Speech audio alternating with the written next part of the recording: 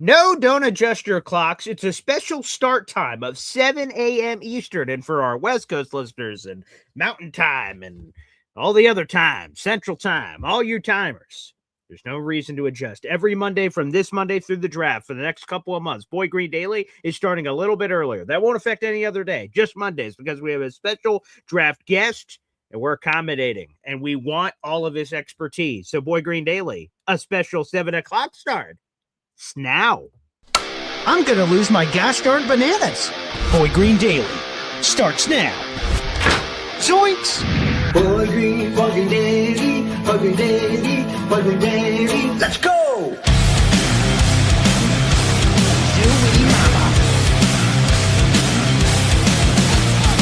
Put your seatbelts on. Get ready for the ride. We're the freaking New York Jets, so we're built for this shit.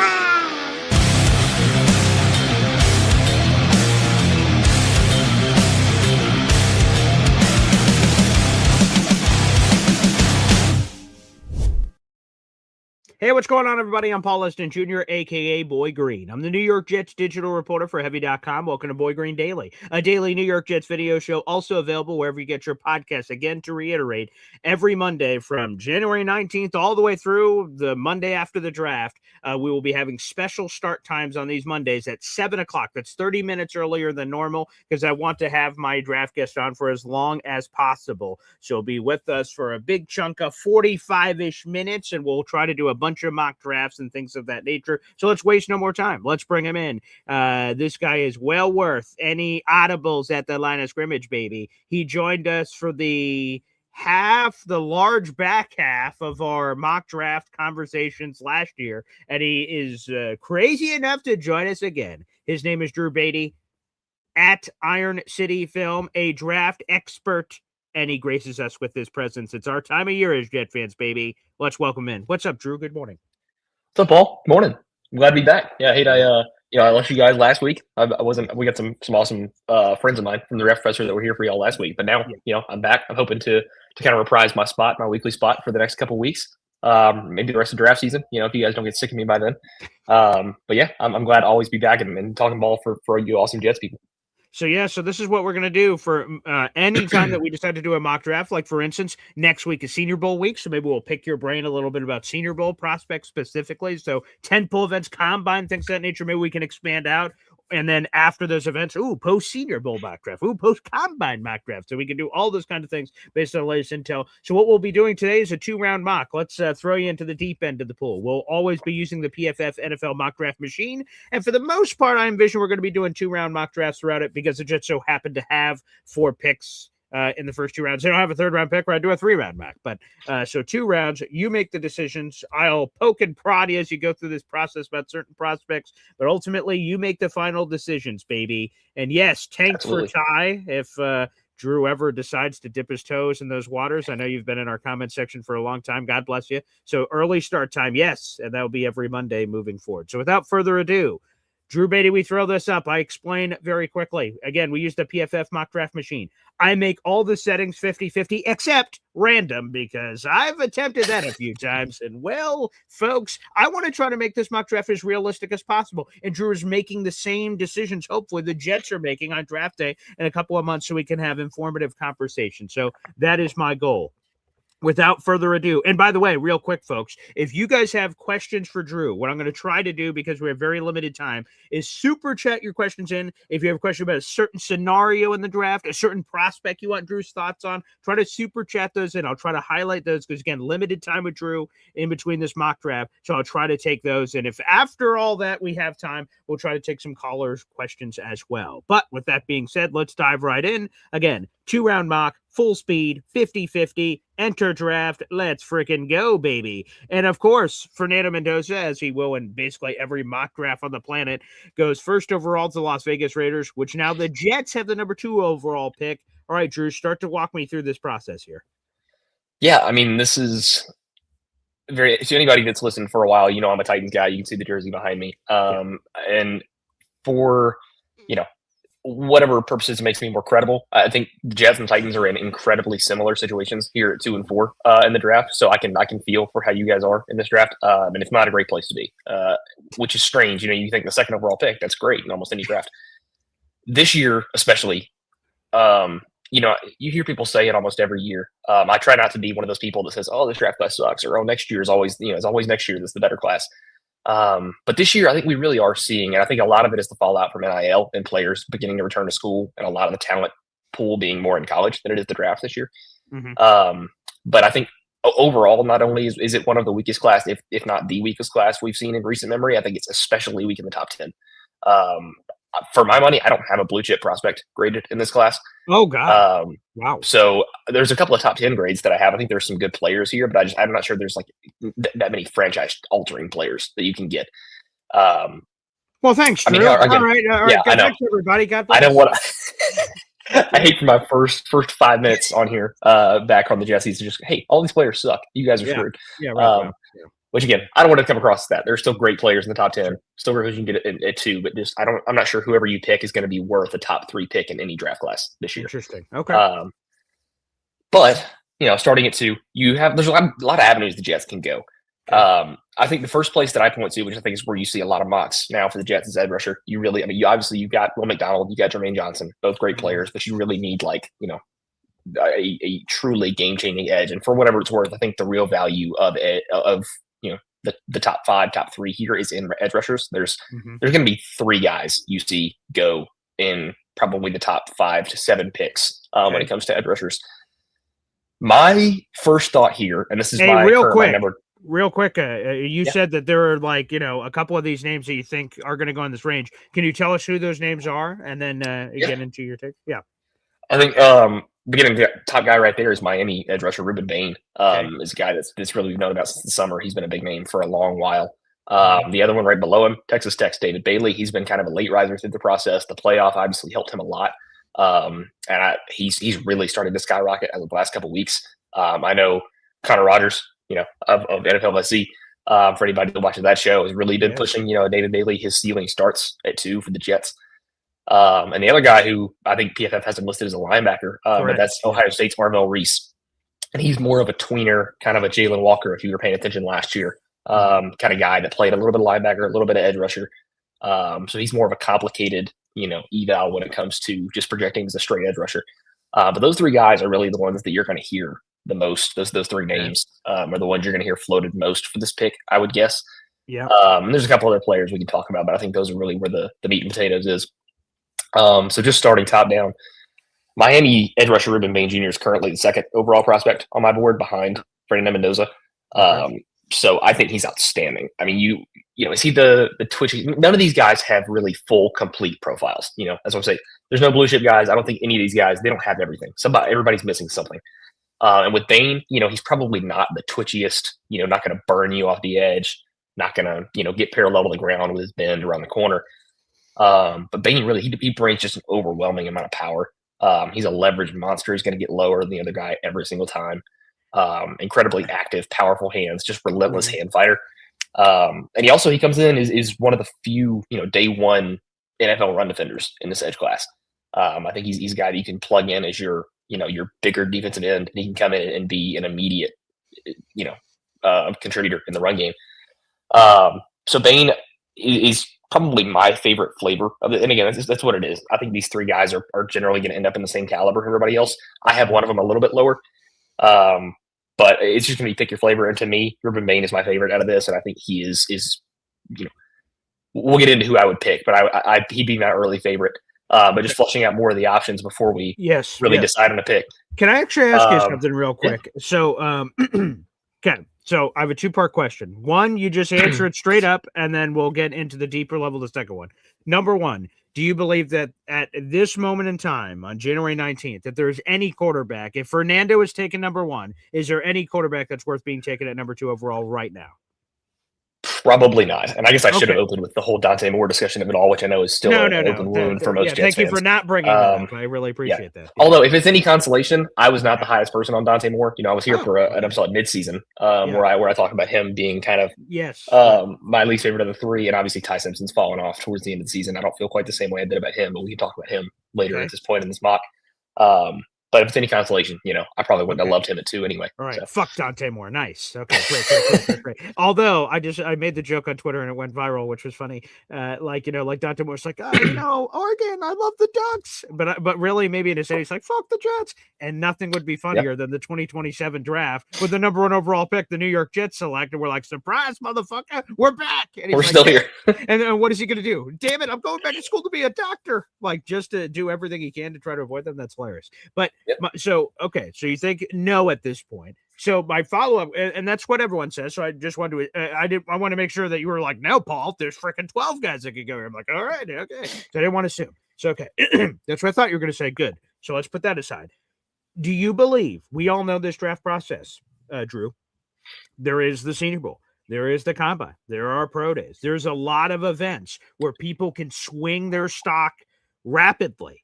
And desperate teams do desperate things. So I want to throw 2 shout outs to the audience. Take for Ty. You take the potential franchise quarterback at number 2. I think I know where he's leaning. But also Alon in here also said that I hope the Jets don't force a quarterback pick early. You don't think there's one worthy right now, January 19th. But my next question is, who is the quarterback in this class that can just create buzz? And all of a sudden it starts getting us to talk that maybe right now we don't think a quarterback's worth 2, but it starts becoming more of a conversation throughout this process. Is it Ty Simpson? Is it Trinidad Chambliss? Is it someone else I'm not even talking about that you think has like the upside to look great in t-shirt and shorts, where all of a sudden maybe the conversation starts to change? Or no, you reiterate point number 1. There's no way a quarterback's going like top 5 or top 10 in this draft if outside of Fernando. Yeah, I mean, again, I don't think he's going to be like a combine guy. Like, he's not somebody like an off the bus, you see throwing at the underwear Olympics, and you think this guy's like, that's what's going to change everybody's minds. But I do think Ty Simpson is the guy that, like, I would be surprised if he doesn't end up in the first round. This is all said and done. Because I think it's like, for Fernando Mendoza here, I think it's Ty Simpson, like a bracket below him, and then it's a massive drop off. Because for my money, Ty Simpson's still the best processor in this draft class, and I think that's the most important part of QB evaluation. And again, like if he had continued his tape from the first half of the season, I would have him above Mendoza, because I did for probably up until week 8 or 9 of the college season. I had Ty Simpson as QB1, and then he just had some really, really, really upsetting ball placement issues pop up towards the end of the year, and I think that's what's going to keep him out of this conversation. Okay. But again, I think he will be a first round quarterback by come May. We look at some point. Okay, fair enough. No, so I just wanted to poke your brain real quick about the quarterback thing. But so back controls over to you. Ruben Bain, you like a lot. Anyone else in consideration for you here at number 2 overall? Yeah, David Bailey, the Texas Tech edge rusher, is one of the more interesting conversations to me, because again, I think he really showed out on a national stage, and that really shot him up in a lot of people's eyes. But I think he's going to end up being the prospect that I have to, like, if you were around last year, it was the Will Campbell and the Ted McMillan of guys that were everybody's darlings that I had to be the contrarian on. I think Bailey's probably going to be the one that I have to do that for this year. And that's not to say, again, great player, not to say I don't like him. He's still top 20 on my board. I think he's an outstanding player, deserves to go first round in this class. But he is not nearly complete enough as an edge rusher to begin taking in the top 5 in this class. Maybe plug your ears, Connor Rogers. Plug your ears, buddy. I know, and again, I'll start off with what's awesome about David Bailey. I mean, he's truly like a one-of-one speed athlete off the edge. This guy, his first step and explosiveness he's a blur going beyond tackles. Off the he's 3 steps behind the tackle by the time they're out of their stance. His explosiveness in first step is really awesome. It's incredible. But I think that misleads a lot of people on who he is as an edge rusher. There's gotten this reputation that he's this bendy, like really flexible speed rusher. And I think he does win around the corner, but it's just because he's that much more athletic than these college tackles. I really don't think you've ever really seen him bend. You don't really see that often. I think he's actually kind of stiff most of the time. There's not a lot of flexion in his ankles. He really struggles to kind of get low to the ground around that corner. And I don't like he's going to be an elite athlete at the NFL level, but the gap between the athleticism levels of him and the tackles he's playing against is not going to be nearly as drastic as it is the college level. So I don't think his path to success is going to be quite as repeatable at the NFL level. And he certainly doesn't have the power profile to win through anyone's chest at the NFL level. He's very, very long. And he uses his length well, but I don't think he's powerful enough. And that bleeds into the run defense, where I think he's a designated pass rusher. I don't think you can have him on the field on early downs. he's just not strong enough in run defense. He gets washed off the point of attack too often. The anchor is just not there. So I have a really hard time justifying a guy who is going to be a designated pass rusher in my eyes taking this high. So I'm going to be out on David Bailey this high, even though he's going to get mocked here a lot. I appreciate I appreciate you Shark Tank doing that. For those reasons, I'm out on David Bailey. Very nice there. Yeah. Okay. So David Bailey not in the conversation. He's going to be a popular name. I don't love it. And moving on to the Ohio State linebacker / edge rusher, Arvell Reese, who to me I have graded as a pure edge convert. Just like I think the conversation surrounding him and Jalen Walker from last year is going to be very, very similar. Okay. Some people like him more as this hybrid QB spy, kind of how Ohio State has used him. Some people like him as a pure linebacker. I think he's a great player as both of those, but he's much more of a second round great player at those positions than he is anything else. To me, if he had gotten the chance to play a full season of edge rusher at Ohio State, we'd be talking about him as like potential best player in this class, blue chip edge rusher. He is kind of the only guy in this class that has both power and speed to me as a rusher. It's really just the gamble of the fact that, hey, this guy hasn't played full-time edge rusher, and he's also only 245 pounds right now. But I will say, pound for pound, he might be the strongest player I've ever watched. At 245 pounds, I mean, he is like the strength is incredibly disproportionate. He's throwing around 330-pound tackles like they're ragdolls. And again, immediate day one run defender, even at 245 pounds. The stack and shed, his anchor at his size on the line of scrimmage is really incredible. I think he's got, probably some of the better bend in this class, even for a guy who I would label more as a power rusher. So I think he's got probably the most complete rushing profile in this. It's just the fact that, you don't have the sample size. He's only played, I don't have the exact numbers, just spitballing probably maybe 60 true pass rush snaps over this whole season. But like those were really, really, really impressive 60 pass rushing snaps. So there's other prospects we can talk about too. Yeah, quick follow up here on Reese. Okay, so is he? So the Jets, of course, have not hired a defensive coordinator yet. So we're waiting for that process to take place. We'll see if it takes us through the end of January. Do they end up making all their in-persons this week and make a decision at the end of the week? We'll see what happens. Would Arvell Reese be screwed if he goes to a team that doesn't have a creative enough defensive coordinator to maximize his talents, or is he so good that like no defensive coordinator can fuck it up? Just put him on the field and he's going to make plays. That's just my first concern with you said a lot of good things about him, which intrigued me. But the Jets just fired their defensive coordinator, 3 games left to go, and now they're going to a new guy. Is there a chance that this new DC can F this up in some way based on how he's utilized positionally?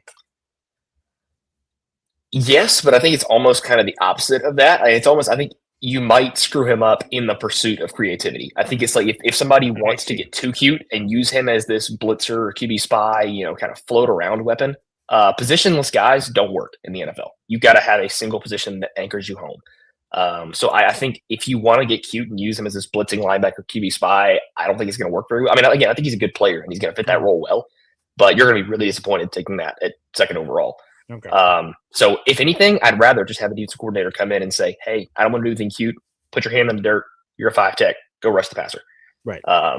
So I think that's what needs to happen with Arvell Reese. And I think that if I don't know how the NFL views him. I haven't nailed that down yet. I don't know if they view him more as a linebacker blitzing guy or if they view him as a true edge rusher. If I feel confident enough that whatever team is drafting him does see him like that, I would have no problem drafting him here, and I probably will draft him here to the second overall, the Jets in this mock. Okay. So that's where you want to go. You want to go with? I'll go Reese. Okay, here we go. We will go. And just to touch on probably the only other prospect that is getting. Yeah. I mean, maybe you hear the wide receivers get talked about here, but that's not going to happen. They're not going to take a wide receiver too. Okay. Caleb Downs, the safety out of Ohio State, I know is a player that's going to get talked a lot about at the Jets, and I'm sure that's not received very well by fans. Taking safety number 2. The thing that and again, I said this last week, and I'm sure I'll say this a lot of the times when we're doing these conversations. What I'm about to say is inherently not fair. I just want this to be clear, but it's as a fan, right? So you're talking about Arvell Reese. Oh, he could play this, he could play this, he could play this. Jets like, oh God, Vernon Golston, this conversion guy from way back in 2008. That scares us when they're like, he can do this. That freaks people out. We go to, Caleb Downs. Of course, the first person we think of, Jamal Adams. Again, it's not fair. They're completely different players, completely different schools, completely different frames of time. Defenses have changed. So, like, but that's Penn State. If you bring up Drew Allard at any point in the future, oh, Christian Hackenberg for Jet fans. So, like, we're prisoners of our own previous battle scars with schools. Scout the player, not the helmet. But, like, that's it. So, tell me why Caleb Downs isn't Jamal Adams, basically. If you I mean, it's hard to not have that kind of school PTSD when you're a fan of a team that has missed that badly on players from that school. Caleb Downs, to me, I think he does fit the bill of, like, he's definitely the best safety prospect in recent memory, at least that I've been a part of. But I'm not sure that I buy the whole generational, blue chip best player in this class hype behind him. I think he's just a very, very good safety. And at the end of the day, I don't think you can justify a very, very good safety at second overall. There's just again, is it fair? No. Positional value, the conversation is not fun because it's not fair to the safeties and the running backs and the linebackers. But at the end of the day, some positions are more valuable than others. And when you're a team like the Jets, who is rebuilding, you have a roster that has some pieces, but overall is still missing a lot. And especially at premium positions, you just cannot afford to allocate a second overall pick to a safety. That's a luxury pick, and teams that are picking this range usually don't have that luxury. So again, Caleb Downs, incredible player. I think he's kind of like the glue guy of all glue guys in the secondary. He's going to fix whatever problems you have when you put him in the secondary. Super rangy, a great tackler, one of the smartest players in the secondary I've ever watched. But all of that to be said, like, again, he's just a very good safety, and I don't think you can justify that as second overall. So I wouldn't take him, in the top 5 in his class, regardless. Again, he's my 5th overall player, but I wouldn't take him in the top 5 for any of these teams. So that's kind of my thoughts on Caleb Downs, and I'll probably take edge rusher Arvo Reese here at number 2. Okay, let's do it. For our audio-only listeners, with the number 2 overall pick, the New York Jets select edge rusher, or whatever you call him, Arvell Reese out of Ohio State. The Ohio State defender, baby, is the pick at number 2 overall. The Jets have a second first-round pick that is 16th overall, thanks to the Indianapolis Colts trade for Sauce Gardner. Now, this will be the only time I do this because we won't do this between 15 and 33. I'll reveal all the players that were taken in between point A and point B for, again, the audio-only listeners on the show, and understand who are the players available on the board. Caleb Downs, the defensive back out of Ohio State, went to the Arizona Cardinals 3rd overall. You guys got Ruben Bain, who you were just rolling over. I'm sure you didn't just influence the PFF mock draft. There, Drew. Ruben Bain, edge rusher, Miami, goes to Tennessee. Jordan Tyson, the wide receiver out of Arizona State, goes to the New York Giants at 5th overall. Jeremiah Love, one of my favorite Notre Dame Golden Domers of all time, goes 6th overall to the Cleveland Browns. David Bailey, the edge rusher, Texas Tech, Washington Commanders, pick 7. Carnell Tate, Ohio State wide receiver, New Orleans Saints, pick 8 overall. Peter Woods, the interior defensive lineman at Clemson, goes 9th overall to the Kansas City Chiefs. Mekhi Lemon, the wide receiver at USC, goes to the Cincinnati Bengals here. Wow, they just want every receiver on the planet, apparently. All right, Jamad McCoy, the cornerback out of Tennessee, story there. The Miami Dolphins. Sonny Styles, linebacker, Ohio State, goes to Cowboys 12th overall. Keldrick Falk, the edge rusher out of Auburn, goes to the LA Rams, their 13th overall pick via the Atlanta Falcons from those trades we were talking about last year with the Jalen Walker and James Pierce trades from last year. And Cassius Howell, the edge rusher out of Texas A&M, goes to the Ravens at 14. And finally, Mansour Delane, the cornerback out of LSU, goes 15th overall to the Tampa Bay Buccaneers at 15, which, again, we're here on the board at 16. So you get Reese at the 2nd overall pick. Now, what positions are you looking at here at 16? Yeah, so here I'm definitely looking at receiver. Yeah, that's one thing that a lot of people are going to see mocked here. That's what I've seen mocked the most to the Jets here at this pick, because obviously you need a Robin to Garrett Wilson's Batman. Okay. And you've got to set up whoever you take next year at quarterback for success. And that starts with getting a fleshed out receiving core.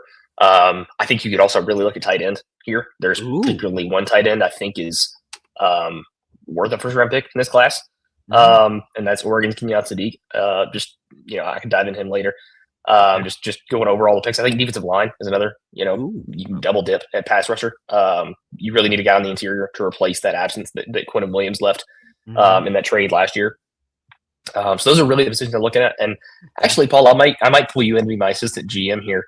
Okay. Are we re-signing Elijah Vera Tucker in this offseason? I'm gonna leave that decision up to you. Yeah, what a great question. To me, there are 2 players that the Jets have to decide here between. There's John Simpson and there is Elijah Vera Tucker. Now, AVT has played every position under the sun outside of center, but he's had 3 season-ending injuries. He tore his left tricep, his right tricep, and his Achilles over the span of his rookie career. And now the ironic, or whatever word you want to use, when he first came into the league, the Jets put him at left guard. And then he had to bounce everywhere else because of injuries and everywhere else, and he hasn't been at left guard since his rookie year. So now, with how the machinations are, there's a world where if the Jets bring back ABT, he's just getting plugged in at left guard. So we have Olumuyiwa at left tackle, our buddy out of Penn State. We have gaping hole at left guard. Again, it's either Simpson or AVT. They're going to pick who they want. Center right now is Josh Myers, but we'll see if they choose to improve that or we do that in the draft. Right guard is Joe Tippmann, who got kicked out to guard, and I think they like him at guard now. And then right tackle, of course, is Armand Membu. So left guard is the decision. I believe they will bring back one of the two. So let's say yes, they bring back Elijah Vera Tucker. Because what if they don't? Do you have an option here?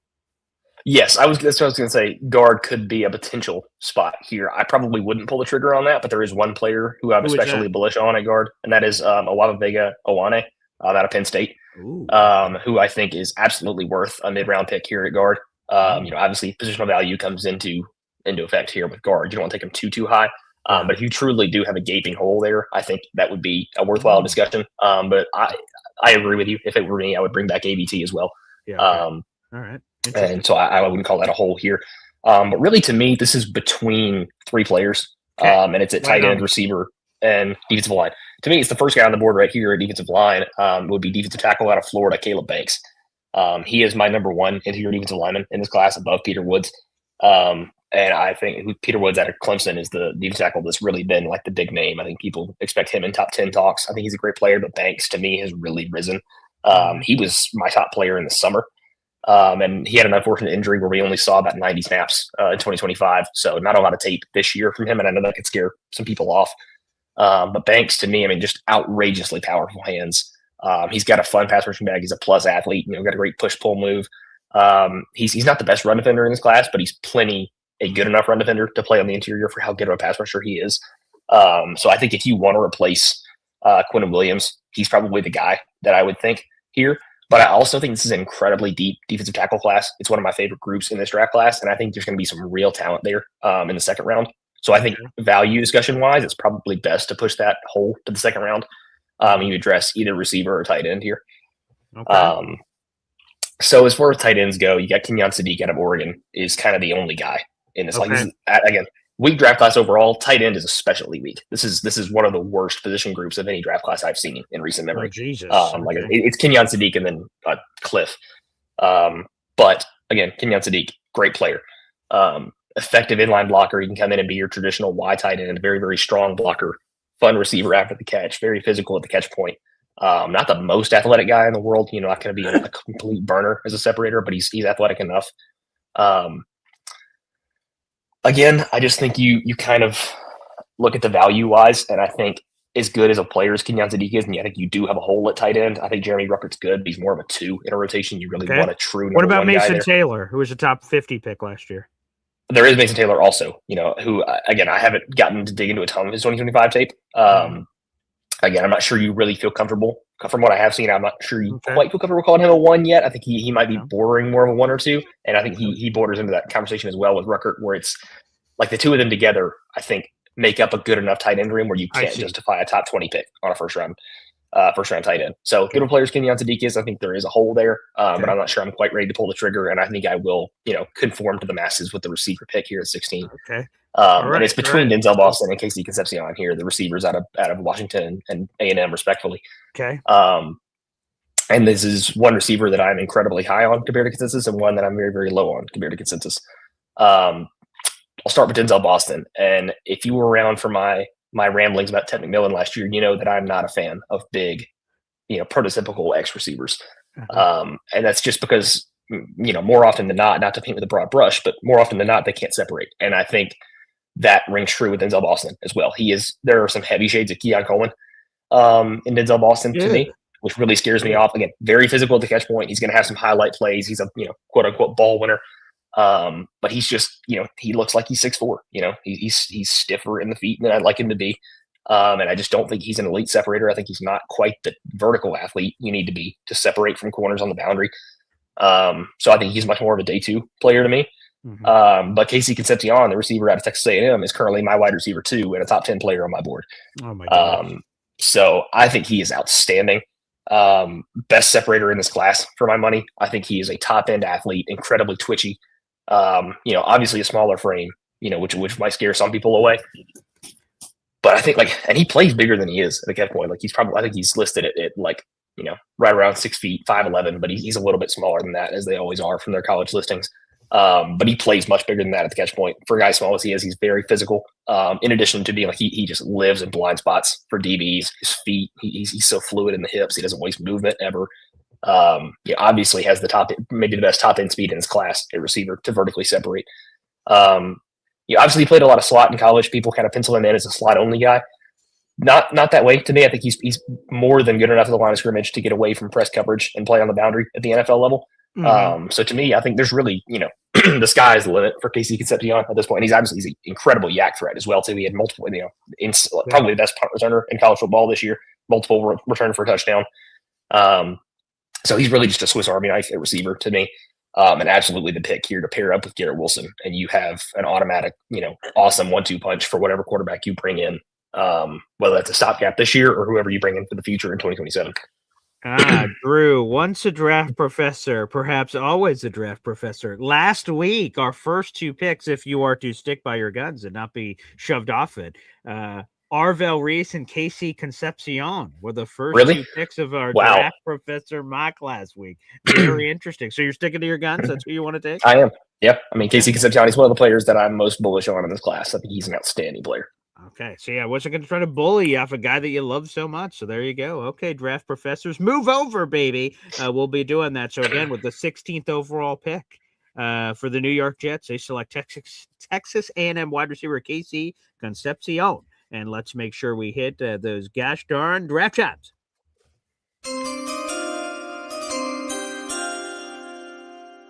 In the second round, the Jets have 2 picks here. They have pick 33, the first pick of the second round, and then pick 44 via the Dallas Cowboys from the Quinnen Williams trade. We'll start here at 33. All right, walk us through. You gave us a nice defensive piece. You've given us an offensive piece. Now where do we go? Yeah, I think here you did back on the defensive side of the ball, and you really look at it's either safety or defensive tackle here to me. So I think obviously you got Andre Sisco, who had an injury this year, but he's still going to be a starting safety piece for you. But you really got to add somebody in the safety room with one of these picks. I think you just need a body. This is a very strong safety class to me.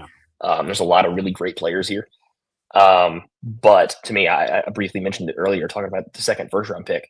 Or just how strong this defensive tackle class is at the top.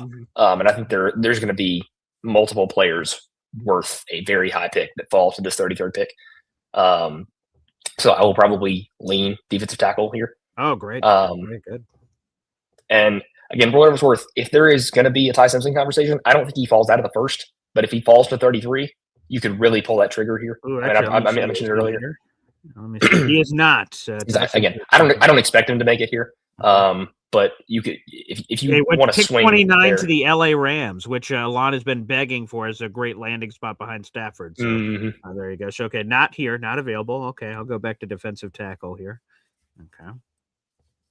And here you're looking at probably, for me, it's the first and the third guy on this list, and that's Lee Hunter, defensive lineman out of Texas Tech, or Dominique Orange, Big Citrus out of Iowa State. That's one of the most fun nicknames in this draft class. Starting with Lee Hunter, another player who had an outstanding playoff performance on a national stage. He is, every bit of 330 pounds, if not more. He's an off the bus. That guy's massive when you see him in the trenches. Your prototypical nose tackle. He's going to line up head on the center and just plug gaps. Incredible run defender. Nice straight through double teams. Double teams are not going to move him off the point of attack. Very, very strong hands. I think he's relatively explosive for how big he is. He's got a fun pass rush arsenal. Got a good club swim. He's got a good enough bull rush for his size. He can collapse the pocket. Probably not. His calling card isn't pass rush on the interior. He's much more of a run defending nose tackle. Excuse me. But again, it's not a guy where it's like, he can only defend the run. There is some pass rush chops there. So Lee Hunter, great player. Dominique Orange is, again, every bit of 330 pounds, but he is outstanding athlete. One of the better athletes in this entire class for my money. I'm not sure Dancing Bear has ever fit a prospect more than it does Dominique Orange. I mean, for a guy that large, he just floats around the field. I mean, he was Iowa State's QB spy for most of the year at 330 pounds, if that tells you anything about his athleticism level. But he's also got one of the best swim moves in this class. Probably much more of a pass rusher than Lee Hunter is, while also being a solid run defender. And there were times that he got dropped in coverage to play hook zones for Iowa State's defense. I mean, they really, the way they used him tells, everything you need to know about his athleticism level. And to me, I would probably lean Dominique Orange right here, just because I think he has the more valuable blend of both pass rush and run defense. Because again, just super powerful hands, can take on double teams, everything you want in a nose tackle, while also having, the pass rush production to be worth a pick this high to me. And so you want to pull the trigger? Yeah, add Big Citrus here, top of the second round. No, there you go. Number 1 overall pick in the nickname draft. That's for sure. For one name, I'm not sure he ever quite gets this high in discussions, but a name for Jets fans to know that could rise, because he's kind of a sleeper right now. I think he's like 150 something on the consensus board. But I think by the time the draft rolls around, he'll be in second round conversations here. That's Miami defensive tackle Ahmad Bowden. Another just top end athlete. Like, he moves like an NFL player among college players. Super athletic, much more of a pass rusher than these two guys, not quite the run defender they are. But if you want some real pass rush use to replace Quentin Williams, he could be a name that really starts to creep into these conversations here for the Jets. Okay, mark that down on January 19th. I love when Mel Kiper does that. He releases a first-round mock, and then at like 32-31, he throws in a player like that. He's like, hey, man, people aren't talking about this right now, but I just want to be – it's almost like I'm being first on this guy. I'm sort of planting my flag. And then, Todd McShay, whoever has been his cohort over the years, is giving him shit like, hey, come on, man. He's like, hey, man, I'm just saying. So I love that. Let's put the flag down, baby. But here we go with the 33rd overall pick. In our 2-round Jets mock draft, led by Drew Beatty here, he is our GM. We're going to go with Dominique Orange, the defensive tackle from Iowa State, a.k.a. Big Citrus, baby. All right, we got one more pick to make, and then we'll recap how everything sort of performed here. 44th overall. Again, we got a couple of defenders. We got some wide receiver action. Where do we look next here? This is actually perfect. I didn't think he was going to fall here. I don't think it's completely out of the. I feel it's realistic enough where I can pull the trigger on it. But the guy at the top of the board right there, and that's LSU safety AJ Halsey, was a player that I was really considering at 33. To me, he is right there with Toledo safety Emmanuel McNeil-Warren as safety 2 in this class, behind Caleb Downs. Obviously, like I mentioned, Andre Cisco, good player, but you need another body, a younger body, who can really be a long-term option in that safety room. And to me, the conversation is between those two players. I tend to lean Halsey. He is your prototypical huge, massive frame box safety that's just going to be an enforcer over the middle. Like, he's going to take heads off when they cross the middle of the field. But he's also plenty athletic enough to be a rangy, deep cover safety when he needs to. Probably want him to live more in the box, but again, he's got the flexibility and the athleticism to play over the top as well. Got good ball skills.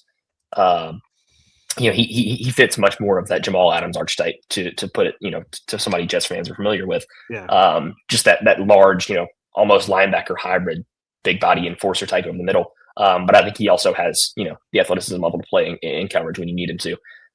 So to me, I look for Halsey here. Okay. You could potentially look at linebacker too, because I know you want somebody next to. I'm a big fan of Jeremy Sherwood. I have been for a long time. I think he's an outstanding player, but you need probably a second guy next to him. And tough year this past year too, which again, you don't know if that's defensive coordinator driven or him. So interesting. Yeah. Exactly. Yeah. And, for what it was worth, this is a very, very strong linebacker class too. Okay. And I'd be very tempted with Missouri linebacker Josiah Trotter here. He is a player that not a lot of people thought he was going to declare. Very, very young. I think he's a redshirt sophomore. But might be the most violent player in this whole draft class. Like, he takes on second level blocks like he's trying to put a hole through somebody. He takes on second level blockers so well. He runs straight through their face. Incredible run defender.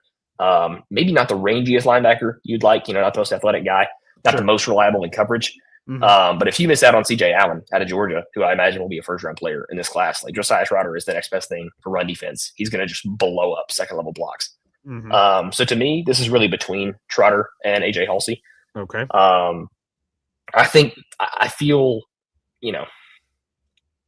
maybe I'm not sure I feel more comfortable in either room, leaving Sherwood or Cisco, kind of by themselves with a Well, I would even mid-level say on contributor next to them. Cisco, just a quick follow comment. Like he's a free agent and coming off a torn pec. I don't Oh, really okay. know. Yeah, so I don't know what his I recovery. didn't know his contract was up. Oh yeah. So he signed a 1-year prove-it deal, which by the way I loved. I'm a Syracuse guy up here. I covered Andre when he was a player here, so I've loved Andre. I thought exactly what the doctor ordered. Jets needed a ball hawk. He had been a ball hawk in college. It had some interception production in the NFL. I thought it was a perfect fit. I called for it before free agency, and I felt like the greatest guy of all time. And then he was very inconsistent here with the Jets. Unfortunately, like I said, he tore his pec halfway through the season in week 8. So I have no idea what his recovery timeline is. So right now, the entire safety room is going to – Tony Adams and Cisco are the 2 starters week 1. Both are free agents. So, like, the whole safety room's blown up. But even at linebacker, right? So Quincy Williams, for first-team All-Pro, since his brother got traded and all kinds of other stuff, I doubt Quincy's coming back. They did draft a Mauingoa brother that I see is quite familiar at the top of the draft from Francisco, Kiko, a linebacker in the 5th round last year out of Miami. And he was sort of just inconsistent. He also got injured at the end of the year. And then there's Jamin Sherwood, who didn't play well. He racked up a ton of tackles. He was 7th in the league in tackles this year. But, again, I don't know who to blame, whether that was Sherwood or scheme related. So, yeah, so linebacker room's a big need, and so is safety. I mean, both rooms are big needs. So you can really I don't think you can go wrong with this pick between these 2 choices. To me, I think with the injury to Cisco and the uncertainty about who you're bringing back free agent wise, I probably do lean safety. And I'd probably take the safety at LSU, AJ Halsey, right here. All right, let's hit those chimes, baby. All right, with the 44th overall pick in the second round of this 2-round New York Jets mock draft, Drew Beatty selects safety AJ Halsey out of LSU, which will wrap up our mock draft simulation. It's analyzing your draft. We'll see what Mama grades you on your report card this year, Drew Beatty. I'm sure that you're going to stay up at night wondering what that PFF grade is that they're cooking up behind the scenes right now. So we'll give you a chance here. I'm going to let you, and I will put this up on the screen so everyone can see it. We'll also post this on social media so you guys can keep the conversation going and yell all kinds of nice things at Drew Beatty on social media. So we'll definitely make sure we give you guys the opportunity to do that. So here's your haul. And then, again, because you didn't know what players are going to go in what spot. So, you have to do it based on the information you have at the time. So before we get you out of here, Drew Beatty, here is your draft haul. How do you feel about it?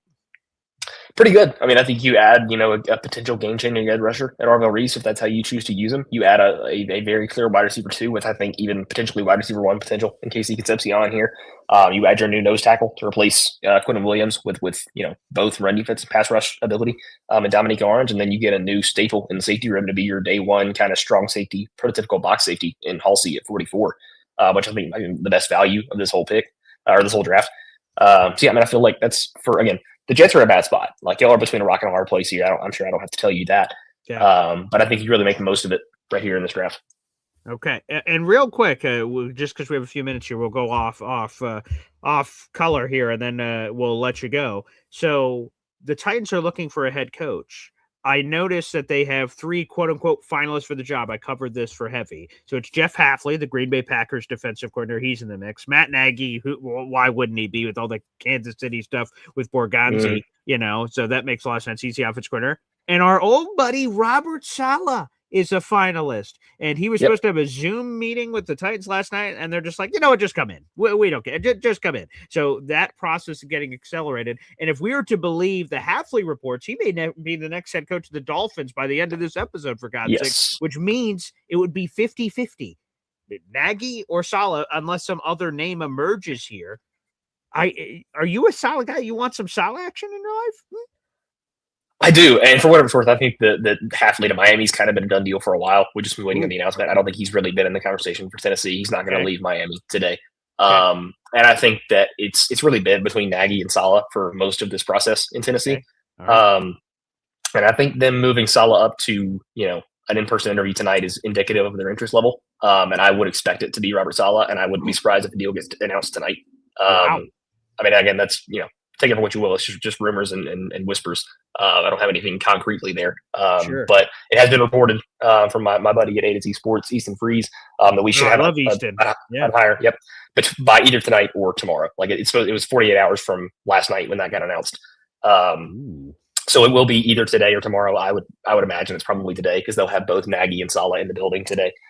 I certainly hope it's Saleh. I think it probably will be. Um, But yeah, I mean, I wrote a huge 7,000 word piece for polkahorsky.com this week about an entire offseason simulation and who I would hire. I hired Robert Saleh as the head coach and paired him with Brian Daboll, an offensive coordinator. Okay, that's what I was going to ask. What would be the staff? Because obviously, Saleh. I love Saleh the guy. I love Saleh the person, and his defense have been spectacular. So, there's a lot to like. Yeah. But I imagine the people that are intrigued with Saleh believe all those things I just said, but also the staff possibilities are very intriguing with all the people he knows. So, yeah, what is your dream staff here for Saleh if he's the guy? Yeah, I mean, again, like my dream coach pick was Mike McDaniel, the guy who got fired out of Miami this year. He was by far my number one throughout the whole process. They didn't decide to bring him back in second round interviews, which I hate, but also Saleh was kind of my number two behind him throughout the whole process. So the fact that he's made the finalist list, I'm happy with. Mike McDaniel's the dream pick, but I don't think I think it's unrealistic to expect him to come to Tennessee over an opening like Detroit or Los Angeles at OC. Yeah, for the offensive. So to me, I think you're praying you can get Brian Daboll because I think his Buffalo offense that he ran for Josh Allen would work very well with Cam Ward. If you can't get him, maybe like a Bobby Slowick, a guy who coached out of Houston. They've had a lot of run-ins on the same San Francisco staff. He's got a pass connection with Saleh, so probably he'd be my third choice if you can't land one of the big name OC guys this year. Yeah, I mean, DC, Jeff Ulbrich would have been awesome, but he stayed in Atlanta, obviously. Correct. And my pick would probably be Tony Oden. You guys might be familiar. The quarterback coach for New York Tony. Through Saleh's entire Jets tenure. He was the Titans defensive back coach in 2025. He's still on the staff. I imagine he'll be retained under Saleh and maybe even promoted.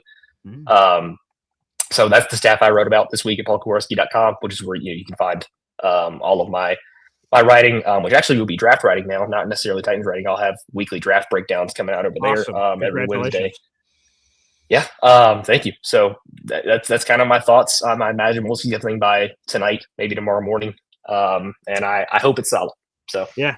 Okay. All right. Well, we would have a lot to discuss an extracurricular activity around our draft water cooler here every Monday if Saleh ends up being the guy, because, a lot of people have thoughts about Saleh in both directions. Well, again, Drew, for everyone that's like, what the hell? How has the show been going on for 50 minutes? And, the show starts at 7:30 in the morning. Again, special start times for every Monday moving forward.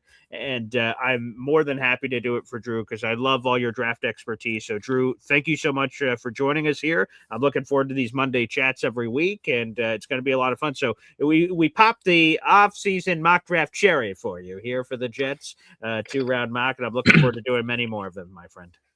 Same here. Likewise. Excited to be back. Thanks, Paul.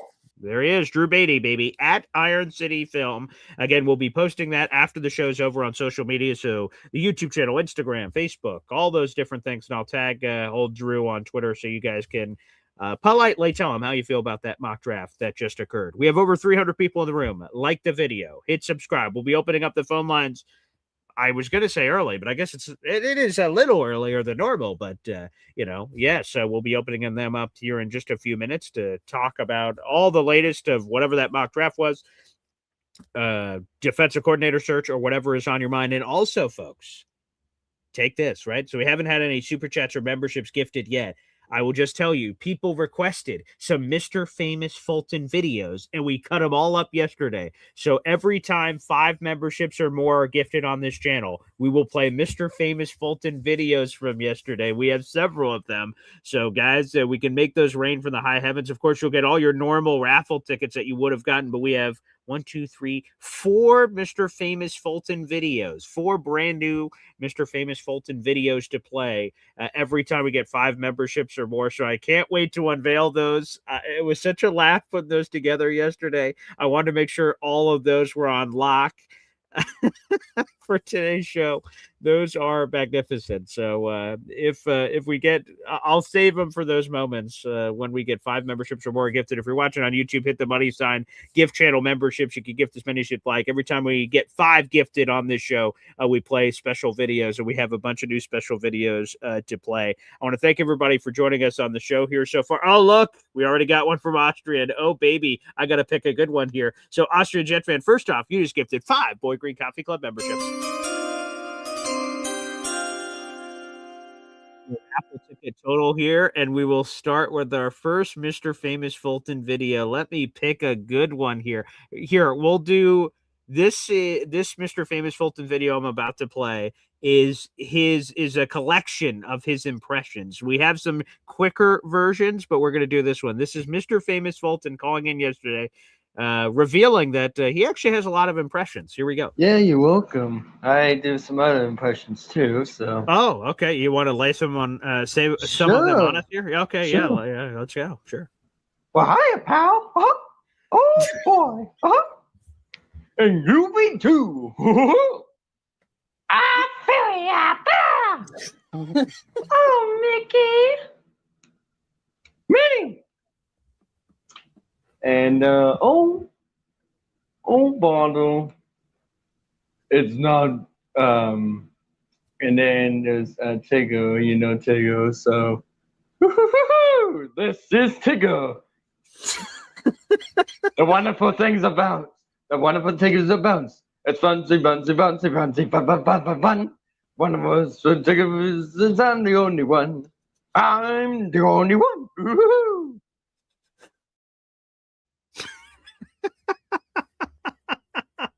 Oh God, those were terrific. And we have several other ones that are shorter. That was the longest one we have. We have a couple other ones that are like 10 seconds, 15 seconds. Oh God, the talent in the Boy Green Coffee Club is immense. So thank you to our number one Austrian Jet fan. Let's read the 5 new members to the Boy Green Coffee Club. That is hilarious. We've got Macho Talk Sports. Welcome back, Macho. Gary Del Philippus, Dabs Face, JR327, and Jet Bigley. You guys are all now members to the Boy Green Coffee Club. Austrian Jet fan, you're up to 38 raffle tickets so far this month. I'll reveal our raffle ticket prizes in a second here on the program. Okay, we have it up here. Let's go. Let's get our raffle prizes for this month. And folks, you want to jump all over this. This is a lot of stuff in our raffle, an absolute lot of action here in our raffle this month, which I'm super excited about. We did a really nice job getting all the raffle ticket prizes this month. If you guys are new to the channel, you're like, what the hell is he talking about? Every time you spend $3 on the channel, you're eligible for our monthly giveaways, which we do on the 1st of every month. So obviously it's January 19th right now. So you have a couple of days, a week and 2 weeks and change to try to get your raffle tickets in.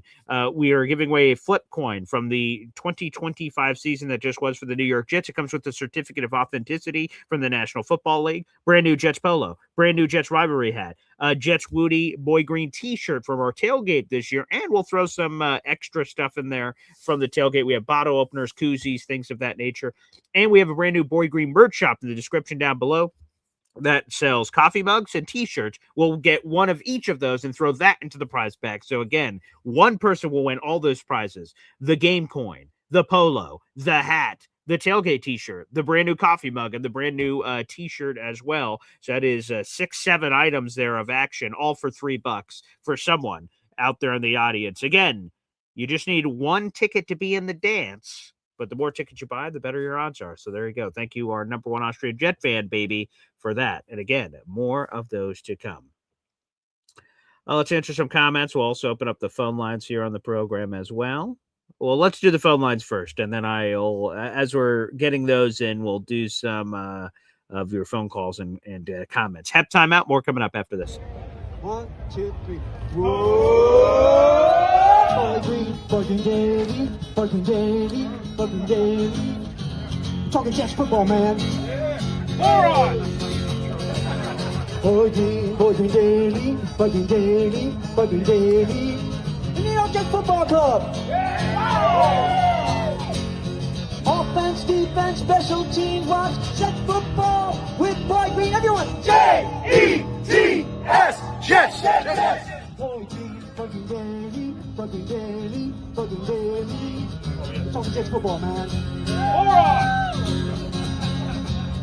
Boy Green, fucking daily, fucking daily, fucking daily. Yeah. Nice. Offense, defense, special teams, watch Jets football with Boy Green. J-E-T-S, Jets, Jets, Jets. Let's go! What's going on, everybody? Welcome to the second half of Boy Green Daily. Thank you again to Drew Beatty, Iron City Film. He'll be joining us every single Monday from today all the way through the draft, where he'll give his final report cards and final analysis of every pick of the New York Jets draft. Those special start times, again, will be at 7 a.m. Eastern time every Monday from this Monday all the way through that point. Thank you to Drew for spending all the time here on the channel. We appreciate it. We only have 30 likes on the channel, but we have 3 times that many people in the room. So, folks, make sure you guys like that video. That is the free way to contribute here on the program. Thank you to Austrian for those raffle tickets. More of the Mr. Famous Fulton videos to come. Those are absolutely magnificent. So thank you, Mr. Famous Fulton. Let's get to the phone lines here. Drake and Josh is back. Only one will survive. Here we are. What's up, Alon? I was right. How about that? Let's see. Yeah, not too shabby. Can you imagine? Can you believe a 4-13 team 1 season ago is about to go to the Super Bowl? Can you believe that? Doesn't that inspire some confidence for your Jets? Huh? No, not with this team. The Patriots have a quarterback and a coach. I don't think the Jets have either, but that's just me. So all we had to do is lock the door when Mike Vrabel was in the building, and he could have never gone to the Patriots? All you needed to do was fire Saleh the year before. That was the Vrabel year of him leaving Tennessee, and they chose nowhere and left to Cleveland. Ooh, I forgot about that. Okay, that's a great call. Interesting.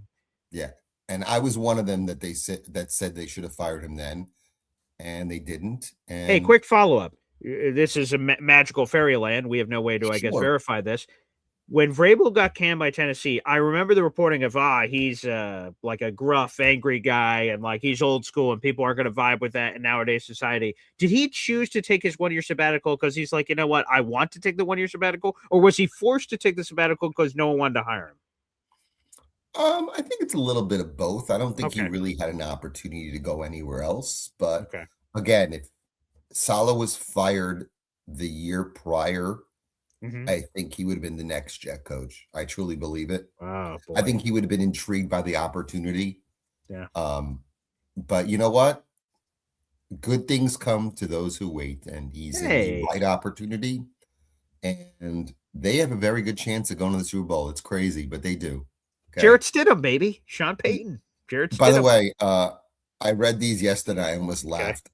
Please do not trade for CJ Stroud, please. Oh, my God. He has been, I think, like when we talk about, and we're going to do that a million times over the coming months. Hey, Paul, could it be this guy? Could it be this guy? Could it be this guy? We do these full shows on the contract and trades and all this stuff that's available. The name that's been the most popular surprise, like over the last 3 months or something, like, hey, Paul, what's the surprise name that could enter the market that we don't anticipate but could be out there to make a trade? The name I've heard the most is CJ Stroud over the past bunch of months. And it, like, the thing that confused me at the time, and it doesn't confuse me now, we saw why, but like, why would Houston? Okay, so if Houston wanted to move off CJ Stroud, why would we run to the front of the line and say, oh, they don't want their young franchise quarterback? That doesn't make any sense. Like, what are they seeing in their building that they're like, yikes? And then we'd be like, yes. Desperation, I guess. I don't even know. Justin Fields, we took their garbage pretty much. True, but taking it in free agency versus what would amount to have to be a blockbuster trade before even the most recent results back then 2 months ago or something, you would have had to give it up some massive package, I imagine, to trade for CJ Stroud. That being the light difference there. But no, I mean, oh my God, he was awful. It was Zach Wilson bad yesterday. He really was. He was. And I wonder, using your Zach Wilson comparison, did D'Amico Ryans do his Robert Saleh, where he's like, oh no, Zach is the guy. He's going to be great in this league, because he had the chance to make a switch to Davis Mills. So Davis Mills is whatever, but like he had the chance to do it. And at the halftime interview with who is that? Lisa Salters? No, who's the name escapes me. Whoever the hell the halftime person was, he went, CJ Stroud's my guy. Didn't even think about it. And then in the postgame, he reiterated, I absolutely didn't think about it. CJ Stroud's my guy. I wonder if that catches him some heat. Now, he's been so good of getting to the playoffs every year and getting to the second round every year that maybe not. But yeah, sticking with CJ Stroud, decision. Two other comments. First on the that mock draft that Drew put forward. Yes, we have it here. Here it is. Yeah. Here's the problem I have with these simulators. Okay. I saw when 16 came about, Mhm. and I saw the names Spencer Fano and Francis Mawinoa. Yeah, both those guys are going top Both 10, those man. guys are going in the top 7. Yeah. Okay. Yeah, I don't know why it does So that. it completely destroys any draft mock. Mhm. And I like Casey Concepcion. I just don't know if he fits with this with this offense with Garrett. I think they're very similar players. I And the like Bengals pick, Concepcion. right? That happened last week and this week. Mekhi Lemon to Cincinnati. So I don't know why it keeps sort of force feeding that pick. So there's certain things that, right, other guys, to your point, if those two offensive tackles go, the two other players that are going are all of a sudden available at 16. So yeah. I think 16 will be a very tricky spot because I think Styles is going to go either to Tampa Bay or Dallas. So And he I think doesn't fall to us in any circumstance, you don't think? I highly doubt if they stay at 16. And I don't want to move up. I don't think the Jets are in a position right now to move up in the draft. So I think he goes between 12 and 15 or 10 and 15. Push comes to shove, I would think about either Sadiq or I would take the defensive tackle out of Ohio State, Cade McDonald, McDonald. Yes. or even Woods if he fell from Clemson. That makes more sense at 16. And also at 33. Well, before we go to 33, real quick. So on your Kenyon Sadiq pick, which again, a lot of people seem intrigued by him, is that an indictment of Mason Taylor, or is it Sadiq being so special, or a little bit of A, a little bit of B? I think it's best player available. Okay. Honestly, if I were them, I would trade down. If a team wants to move up to go get somebody, maybe Ty Simpson sitting there at 16 and the Jets really don't want to invest in a quarterback in the first round this year, that's an opportunity for maybe a team moving up to go get him. But I'm talking about best player available at 16. Sometimes you just don't pass it. Dominique Orange at 33 is way too early. That's what PFF says. He got a D- there. Yeah, I've heard mocks that he might go late 3rd, early 4th. I don't think he's going that high. Wow. No. Okay. Wow. And again, that's the perfect spot for the Jets to trade back and accumulate more. Oh, for sure, at 33 picks. Yeah, we're going to have to do a trade mock eventually. For the Jets to trade back from 33 than it would be from 2. And that would be the opportunity to do so. Yeah. That's finally, we'll definitely do a mock for that. Yeah. Can you believe somebody actually came on your air and said they wanted Robert Saleh as their head coach? Wow. Again, because I heard that, like, well, the Saleh thing is super serious. I'm like, what? No, really? And then I started looking into it. I'm like, holy shit, I guess it is. And then I saw Drew as I was getting stuff ready for the show. I'm like, holy shit, Drew wants Saleh. He wants him bad. I'm like, damn, I wonder if we talk about it on the show. And obviously, I didn't talk to him before the show, but it just came up, and he did. And it just, like, my mind's blown. But it sounds like even if this thing falls through with Saleh, which again is possible because Nagy and Borgonzi are like brothers from another mother. I can see that being more likely. Yes. Yeah, which is my gut right now. So again, maybe hey, I'll say this: hands off the table here. Like, he has way better Titan sources than I do, obviously. So I've got no idea, but I would assume Nagy is safer there. But even if Saleh doesn't get this gig, man, it just feels like he's getting one of these cats, whether that's the Arizona gig. I've heard a lot of rumors over there. I've heard the Baltimore stuff over there. So, like, it sounds like he's getting something.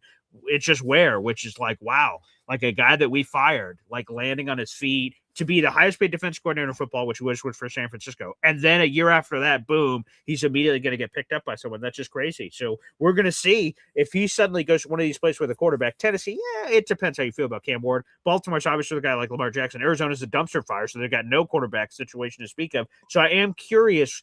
So I think Saleh's going to definitely get a job. We could just debate where. And if he goes to a place with a quarterback, is he just this great head coach? Maybe.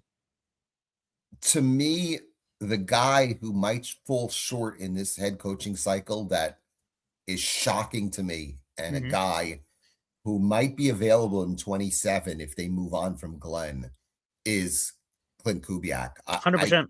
Yeah, I have no idea why he's not getting one of these jobs. Shocking. It's funny because I read that there's a good chance that 30-year-old Grant Udinsky. Oh, the Cleveland thing. It's a hot. Yeah, Jordan Schultz did a report where he said, and it was like 2 weeks ago, and I just sort of put it in the back of my mind, and I didn't think much of it, that Cleveland would be potentially willing to go the McCown thing we're all talking about last year, but in a very different way, obviously, but a year or two early on a guy, and they think they could support him with strong staff, Jim Schwartz stays and stuff like that, and they'll figure it out through the choppy waters. And yeah, Grant got a second interview. He's a finalist for that job. And I'm like, holy shit, that is crazy. He'd be the youngest head coach ever, like at 30. Like, damn, like that's wild. And finally on the Jets, my first call in free agency would be to Cam Curl.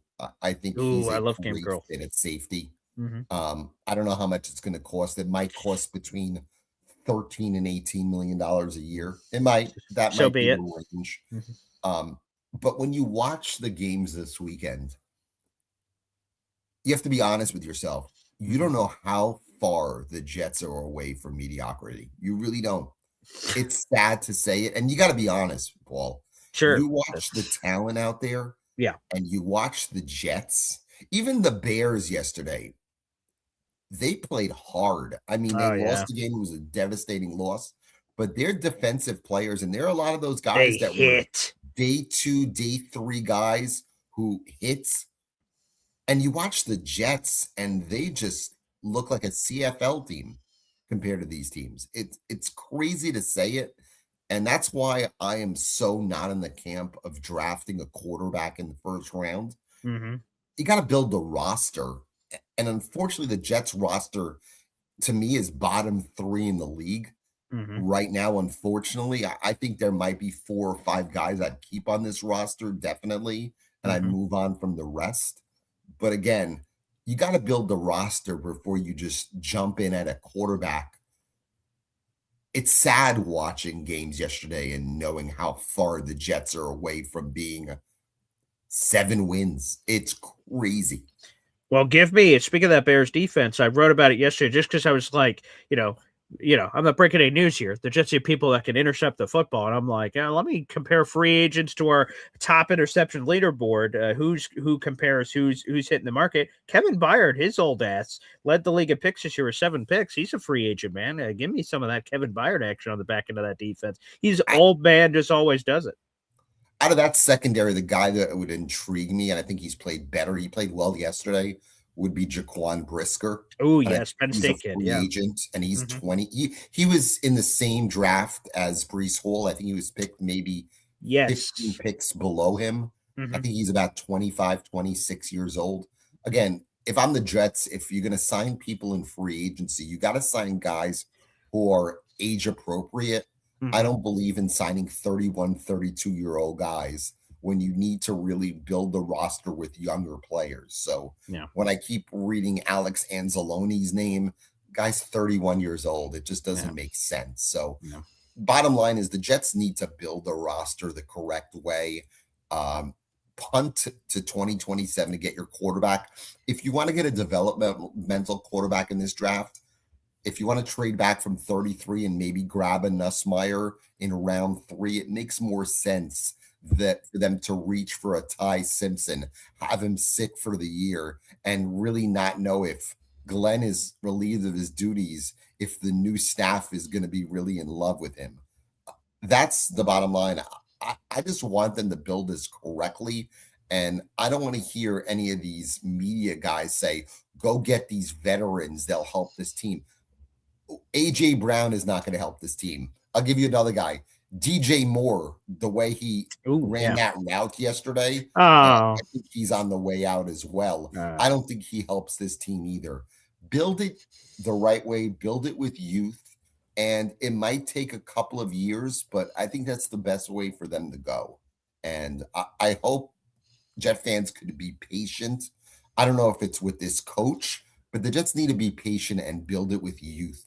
They can't build it with 28 to 33-year-old guys or trading multiple ones for Lamar Jackson or Joe Burrow. It just doesn't make sense.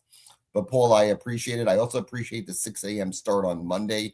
Usually I'm in my car around 7:30 going to work. So it really 7:30 my time. So that would be 6 a.m. my time where you start. So I truly appreciate it and hope you have a great rest of your day, sir. Thank you, Alon. There he is. And by the way, for folks, I see some people are just joining us saying, oh, wow, the show must have started 30 minutes ago. So, folks, I announced it on YouTube yesterday. I announced it in our Discord for people that are in that part of the chat. Every Monday, the 19th today, moving forward, there will be a special start time for Boy Green Daily. It'll be 7 a.m. Again, it is to accommodate my buddy Drew Beatty, who's doing new work for paulkaharski.com. He's doing a lot of draft profiles and things, which is terrific, and he's great. So, again, folks, you don't have to adjust your dial. No other day will be affected. It's only Mondays, but with his schedule, if we didn't shift the time, he'd only be on here for like 15, 20 minutes, and I wanted us to have more time, especially for any of these mocks or questions or anything of that nature. So we'll be doing that from this all the way through the draft a couple months from now. So should be awesome. But a quick programming note. Again, tomorrow we're right back to 7:30 in the morning just to keep you guys in the loop on that. Shout out to Pop here. He says, make sure you guys get those Instant Coffee Club gear. Great products, low prices in the Boy Green merch shop down below. True. We got $10 mugs and $15 shirts. Incredible. So make sure you guys jump on the train in the Boy Green merch shop down below. All right. Let's go up next here. It's Kyle Clifton. Good morning, Paul. How are you? Good morning, pal. What's going on? Not much. These games that are, highly competitive, and it just shows how far away we are. It's very disheartening.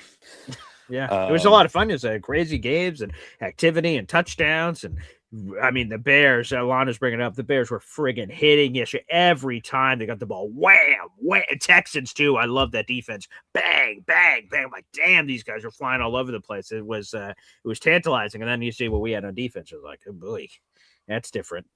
Yeah, I mean, I really don't care who they pick at 2-16 as long as they have a plan to kind of put it in, right? Like, we're going to use free agency and the draft this year to rebuild the defense. Then go do that. Like, take Bain and then take, whomever appeals to you at 16, or double up on defensive line with your two second-round picks, or you say, okay, we're going to go make the offense turnkey for whoever comes in as the quarterback at 27, and you take Carnell Tate and you take Sadiq at 16 or whatever.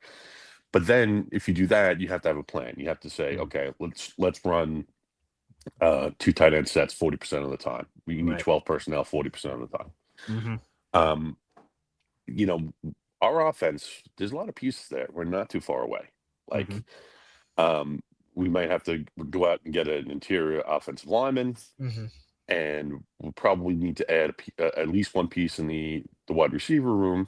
Yeah, we retain Brees, and then of course go get the quarterback. But like those tackles, Garrett, I think that there's stuff to work with there on the offense if we can get the right trigger man.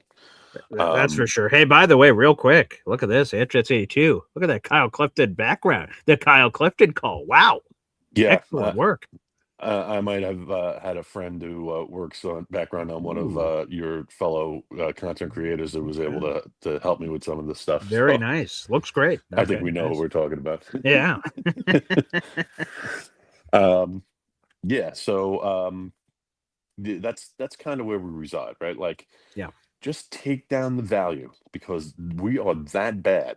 Like, if it's Bain at 2, or if it's Tate at 2, or if it's Reese at 2, take it down and then move on to the next pick. And then when you're sitting there at 16, you say, okay, I can't believe insert player here. Right. I don't think he'll be there, but say Caleb Downs. Ooh, right. Take him down. Fun. Yeah, take him down. Like, that's what they need to do, and they need to kind of stick to their board and have a plan about how they're going to use these guys, and just let her rip, because 4 players in the top 45, that is a lot of quality players to bring in. Oh yeah. And if they hit it right, that could be, again, that could throw gaslighter fluid all over this thing. Right. And if they play it right, like if they traded 33, then maybe they have, 6 players in the top 100, which is also great. Sure. Like there's ways to do this. And you know, I think some of these position groups, like your guest was saying, Mhm. are positions of need for us. Like if you take a look at DT, I think there's some need there. Yeah. Linebacker, I think there's some need there. Safety, I think and these are strong groups. So go take down that value. Yeah. I appreciate your time. Thank you. The Kyle Clifton call. That was spectacular. Great stuff there from Kyle. And I agree. Again, sometimes we talked about this yesterday, maybe on the show, that sometimes you enter drafts and you have the, I don't know, the 5th pick or something. You're like, boy, I need a really good receiver. Damn it. 2 receivers went in front of us. Geez, what are we going to do now? Or, oh boy, a corner would be great here. Corner. You're like, son of a. For the Jets, literally, especially for 16 more, because like 1's going to be Fernando and then 2 is whatever. But like 16, right? That's a great safeties on the board. Okay. Great linebackers on the board. Okay. Great passers on the board. Okay. Like, damn. Safety, corner, linebacker, defensive tackle, edge rusher, any of those are on the board, you can take it for the Jets. That's where we're at right now. We have 400 people in the room. Make sure you guys like the video, hit subscribe, including 127 of those 400 on the YouTube. Appreciate you guys. Let's help continue to grow the army here on the YouTube channel, baby. We'll also be back live. I got my live show coming up at 11 o'clock, so we'll have all the latest from divisional round weekend, the coaching searches, and all that other stuff. So we'll have a lot to unpack coming up at 11 o'clock as well on the Monday live show. So we'll be back on live after Boy Green Daily as well. So Lego. And there he is, Frankie. I believe he meant BPA or BAP, like BAP. BPA, best player available. But yes, Frankie, that is the modus operandi of the New York Jets. Back to the phone lines. Hey, Paul. Hey, fellas. Watching the game yesterday, I was watching over the weekend and watching like Cook running and all these running backs and seeing how devastating and how much they get the ball and how much of a weapon they are. I can't believe how devalued that position has become. From the 1970s when that's what it was. The running back was almost as equal as the quarterback in those days. So, and I'm worried about Brees. If he doesn't, I think the only way we're keeping Brees this year is if we put the franchise tag on him. I think so too. Is he going to be worth $15 million? That's the question. It's a lot of money. It's a lot of money. And then you have to be not only so like I get that the franchise tag is this tool to prevent you from losing an asset that you could lose straight up for anyway, but like hopefully that's not the only reason you'd be using it. You're using it because you really believe in Brees. Because if you don't, then I guess a tag and trade is a potential scenario if you can confirm that you'd have interest making that decision. But I miss those days, Hep. I know we're former running backs here. I miss those days of Emmitt Smith, Walter Payton, Barry Sanders, Eric Dickerson, like Jim Brown. Like I miss it. That like, boy, man, are you a good team? Hey, who's your running back? I don't know. I don't know. Like now it's like, oh, geez, do you have 3-4 funky running backs? You got to change in every other play. Like it just like, man, I used to love the volume scores. Like you just keep pounding the beef and giving the ball to your running back, your running back. So to me, I know there's been a lot of recent heat apparently on our guy Jeremiah Love, but man, I am so tantalized. And I did just see the Jets just posted on their website, right, the top 10 plays of the season. I said, sure. I want to feel alive a little bit. Let me watch this. And there's a Brees Hall or a player in there, and then you get excited about those crazy Brees Hall explosive plays. But again, and then I go back to think about the 3 yards clouded dust, 3 yards clouded dust, 3 yards clouded dust. I'm like, oh man, boy, I'm so conflicted on Brees. You ask me one day it's this, one day it's this. So, but if they don't, if Brees moves on in any form or fashion.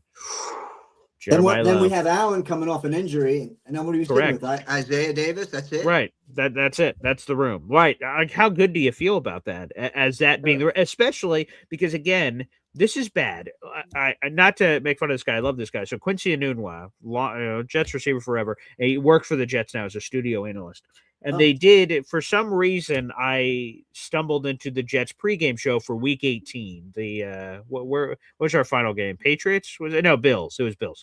It's a Week 18. I stumbled into their pregame show because I was trying to do something, and Caroline Hendershot, a team reporter on the team, turned to Quincy and goes like, what do you want to see today from the team? What do you want to see? And he just said, they really need to find their identity. And I'm like, it is fucking week 18. How do we, with all due respect, like, yeah. And if Quincy's right, like, we don't know our identity in week 18, but the identity we think they want is the ground and pound new version here in 2025 now, advancing into 2026. If that's true, and that is the identity they want, then they need the talent to run said thing. And I don't know if Braylon Allen coming off a surgically repaired knee, Isaiah Davis, with all due respect, a day 3 pick. I don't know what he brings to the table. And then you have Brees's future totally up in the air. I don't think they have the horses to run the thing they want to with AG, if that is indeed what they want to do. Yeah. The other thing I was looking at these coaching and like Ben Johnson and even the Buffalo Bills offensive coordinator situation. Joe Brady, yeah. Yeah, they really set even the running plays are sophisticated and misdirection and they're out it's like a chess match. You see it, they're all and it's I felt we haven't had that since Rex, like you said, with the amoeba defense. And I don't know, last time we had it with offense was a real long time. Oh my God. Right. And then that's to go to the Alon calls and the Kyle calls. They're like, I'm watching the games of the weekend and it's depressing. It's how they sort of describe it. Yeah. And then I hear what you just say about, like the chess match. And it feels like I'm playing the Jets are playing tic-tac-toe in the corner and everyone else is doing like, trigonometry or something. And I'm like, oh, this is fun. X circle. And they're going like the circumference of the diameter radius of the 12th star on the and like when I see a Jets game and it's like we lose 15-10 and I'm like, oh wow, interesting. And then I just like my brain explodes when I see these crazy games over the weekend of 38-35. I'm like, what is this sport? This is interesting. So like it is crazy. Like, and that's what I want. I want to be feared. I want to be respected. I want to be like, oh boy, the Jets are coming in here. They do this crazy thing. Who knows what their committee coaches are going to come up with and concoct this thing or that. Because I don't feel like that right now. But hopefully, like I said, we hire a defensive coordinator that brings a little bit of that juice, at least on one side of the ball, let alone both. That'd be great. Yeah. Thanks, guys. Appreciate it, Hep. Some great thoughts there. Again, that's, I just feel like we're playing a different sport sometimes, which is hard to wrap your mind around. That's for certain. Back to the phone lines. We have the legend himself, Mr. Famous Fulton. Good morning, Paul. How are you this morning? Well, you have gone viral, my friend, for some of your impressions. Like, let me get this one in here. Oh, yeah, here we go. Jets, Jets, Jets, Jets, Jets, Jets. So impressive, Mr. Famous Fulton. Now we've got a full archive of Mr. Famous Fulton now. Oh, nice. I love that. Yeah, so every time we're going to get a group of memberships gifted, we have fun Mr. Famous Fulton videos to play now. So thank you for sharing your special talent with us, pal. You're welcome. Wow, appreciate it, man. Okay, you'll have to keep letting us know when you're working on new impressions because those were awesome. Yeah. Yeah, I think I might have one for today. Oh, okay. Let me go full screen. Feel free. Yeah. Yeah. Let's see. Let me see. Do you know Homer Simpson? Yeah, sure. We all do. Yeah. But don't. That's good. I like that. Yep. Oh, that's a good one. Well, obviously, another one we have to play for tonight is.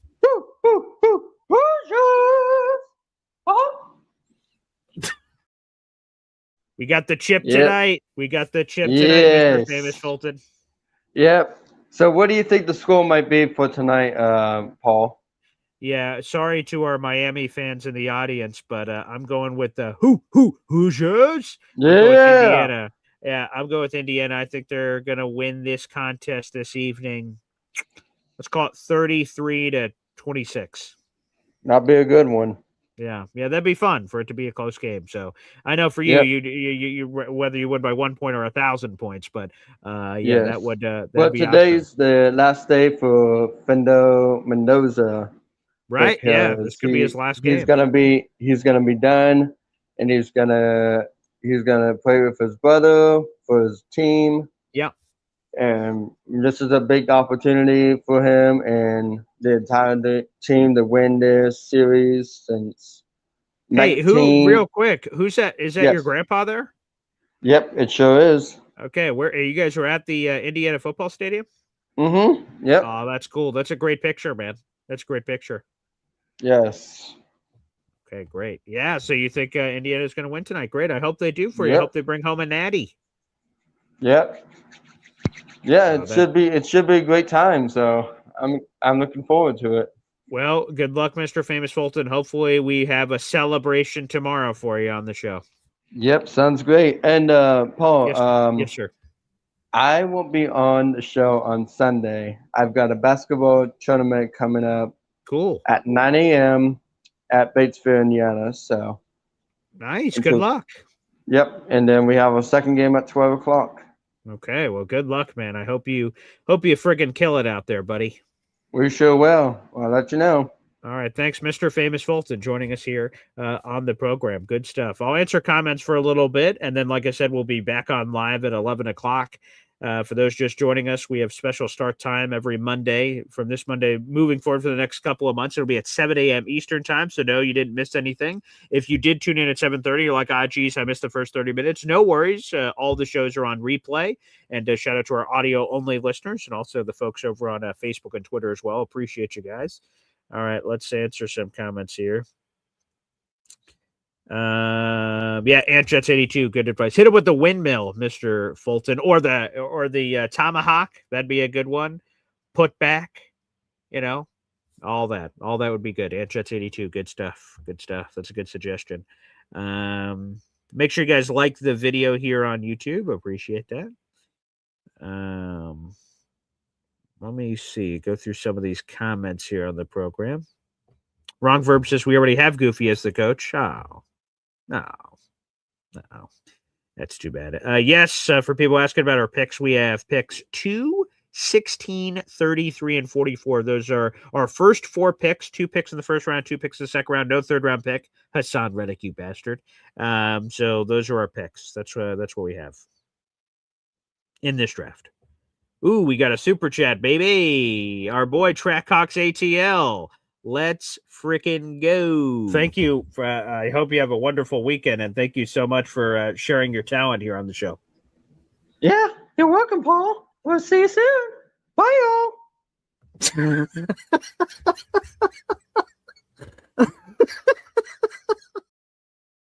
The surprise impressions yesterday really got me. I'm going to be honest. That was hilarious. Trackhawks ATL, thank you so much for the $5 super chat. Adding that to your total, you're up to 8 raffle tickets so far this month. Appreciate it. He says 44-13, go Canes. Disrespect will not be tolerated. We don't take too kindly to this. So there you go.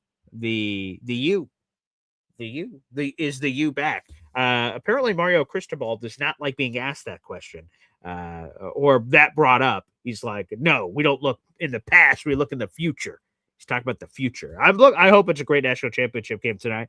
I'm hoping for Carson Beck's sake, as he's trying to improve his draft stock and bring a natty home for the U. And hell, I mean, some of those Miami teams in the early 2000s with like Shockey, Clinton Portis, Dr. Dewich Big, Frank Gore, like who is on that? Let me pull up that roster real quick. Miami football superstar roster. What was that in? Let me see if I could pull that up. Was that 2002? When was that? Was that the 2002 team? Yeah, so Andre Johnson, Kellen Winslow Jr., my boy Jonathan Vilma, Willis McGahee, Sean Taylor, Vince Wilfork. One of the most loaded college rosters ever are. I'm looking through this now. DJ Williams, Sean Taylor, of course. Entrell Roll. Oh, there's another shout out. Chris Chambers. I love Chris Chambers. Okay, wow. Yeah, it's Google AI, so I don't know if all that is correct. But yeah, they had an insane roster, the U back in the day. That was awesome. So, okay, Trackhawks ATL saying, go Canes, baby. Love it. Nice. Okay, I love everyone getting represented here on the show. This is beautiful. Our boy Alon back with a 5-pack. Let's frickin' go, baby. That's what I'm freaking talking about, baby. Jets, Jets, Jets, Jets, Jets, Jets.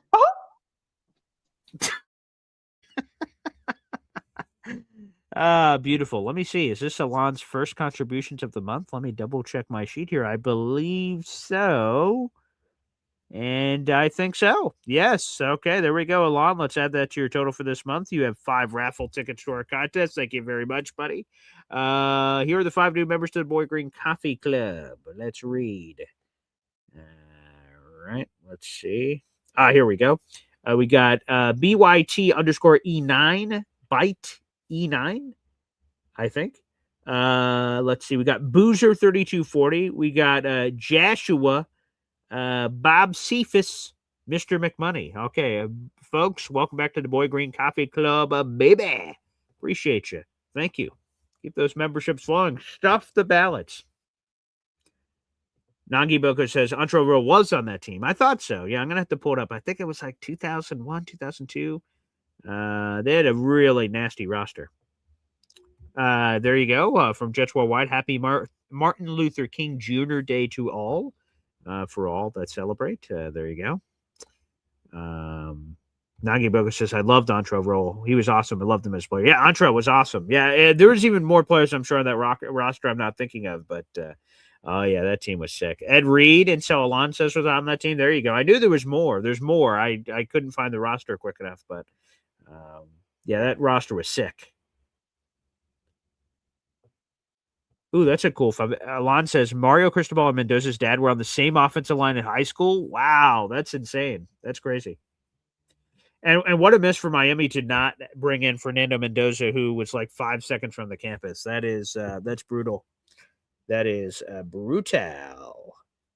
I just wanted to make sure. I thought we were getting some breaking head coaching news. I was about to say, what the hell? Nope. Pump fake. No breaking news in the NFL right now. Although it sounds like Robert Saleh could be the next head coach of the Tennessee Titans. We'll have to keep an eye out for that. I do think Saleh is getting a head coaching job this cycle, though. I absolutely do. Wrong Verb says, if Bain had a monster game tonight, it might be hard to pass him up. Yeah, the conversation with him, according to draft experts, is the short arm syndrome. Some people care about that. Some people don't. Some people just want a really good football player and figure it out. Will Campbell, though, had a lot of problems with his little short T-Rex arms. He can't reach the top shelf in his house against those Texans pass rushers yesterday. Although, in fairness, a lot of people may have problems with those Texans pass rushers. Our number one Australian Jet fan with some Hoosiers. Hoosiers. Oh. I don't think Trackhawks ATL likes that one bit. But thank you, number one Australian Jet fan, for that. Okay. Yep, I got your super chat in. Trackhawks ATL, thank you very much. I missed the Big East days. Retire 80 already. 100%. Yeah, both in basketball for us and football. There you go. The Big East days. That's a good shout out. Taylor Sterling, return of the U. Yes. There you go. Again, it was just cool to be a Miami Hurricane. I don't know if I could say that with my Notre Dame background, but, it was just cool. There was a swag there. Michael Irvin, like back in the day, like, man, they were just the bad boys. They were like, it was fun to be a Hurricane. They just had swag and confidence, and that was pretty cool. The good old days. Yeah, the good old days. Jets Worldwide says long arms helps, bat balls down. That's true. And that could be interceptions, as we saw in some of the games of the weekend. So we'll see. NC Green says Reese's 35-inch arms. Interesting. Exactly. And so on, the Catholics versus the convicts. I love those rivalries. Those were awesome.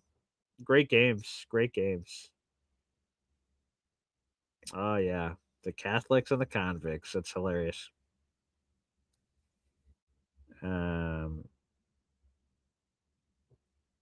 Retiree, am I going to, BJ, you're going to discuss Syracuse basketball on your later show?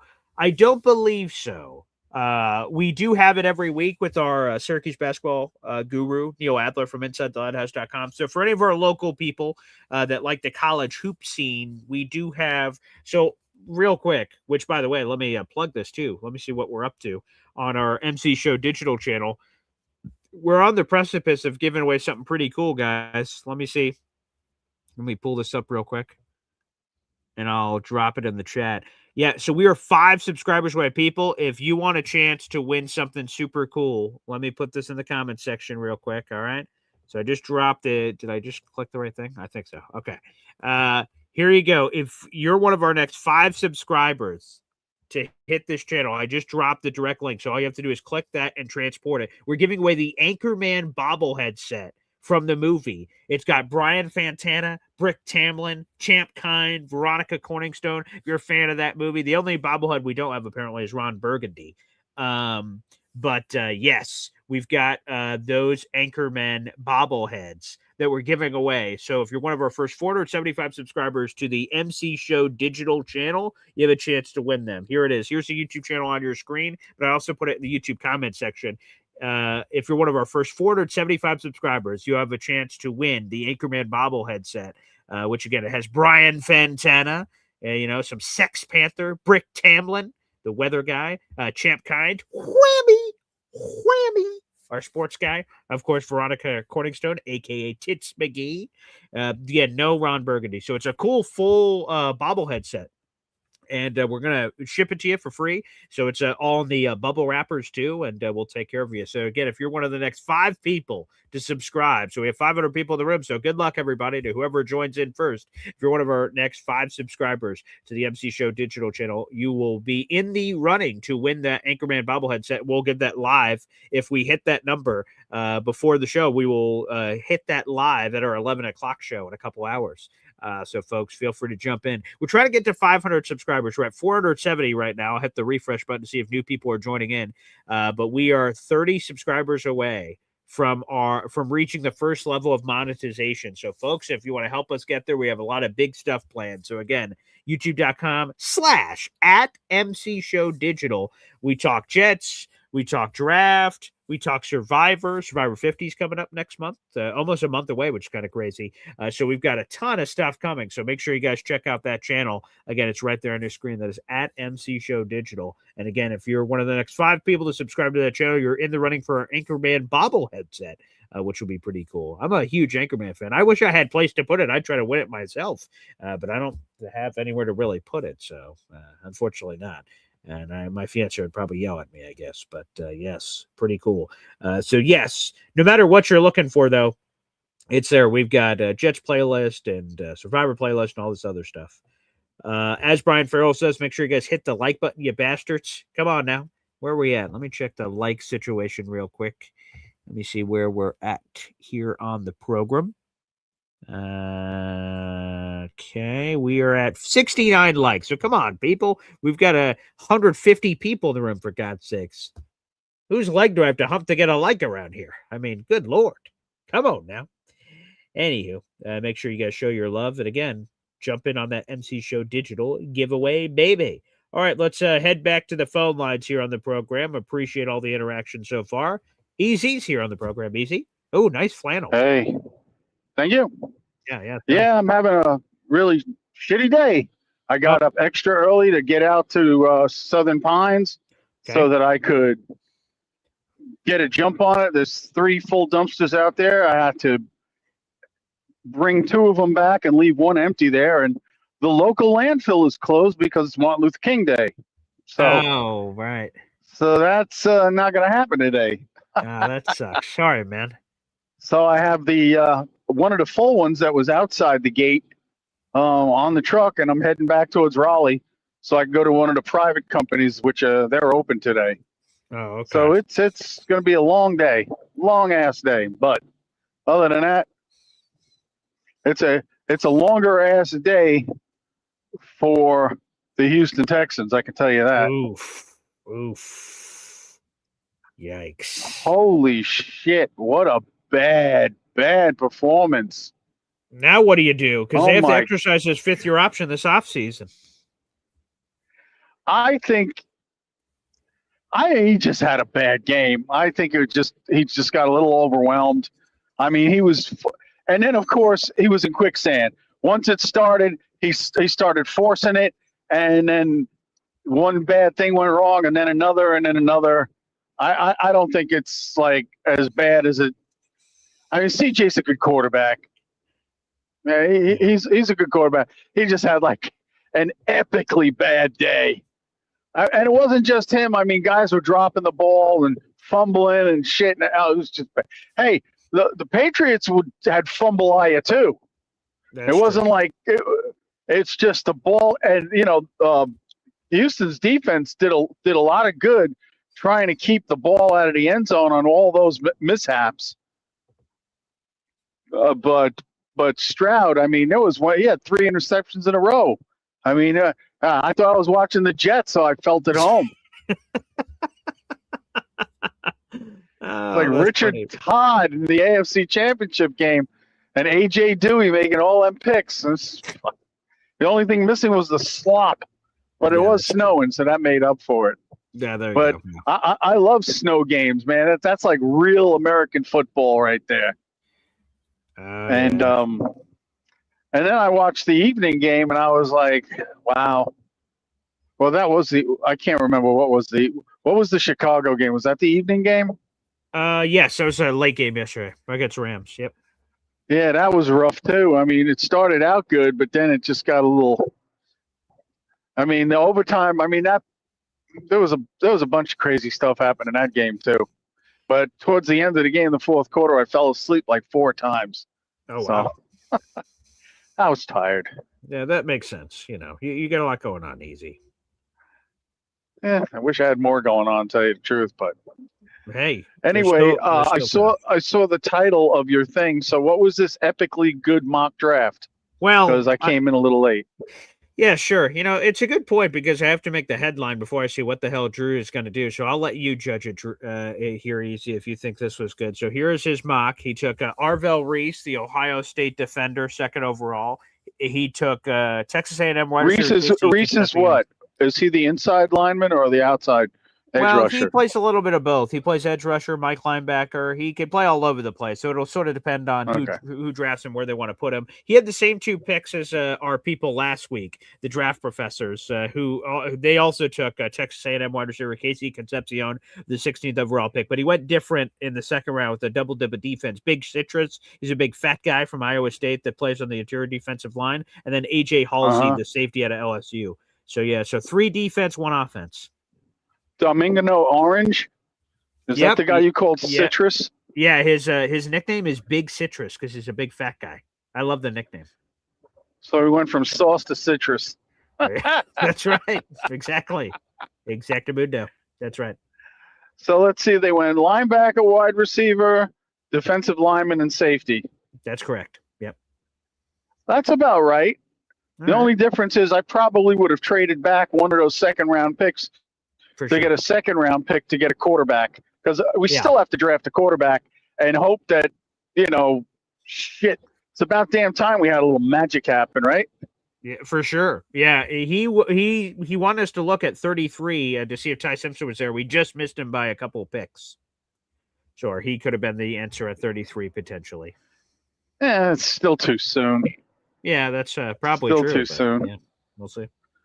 I mean, like you always say, though, if your guy is there and you really want him, it's better to take him and not lose out on him a little bit early than wait and not get him at all. So who wound up taking him in this mock?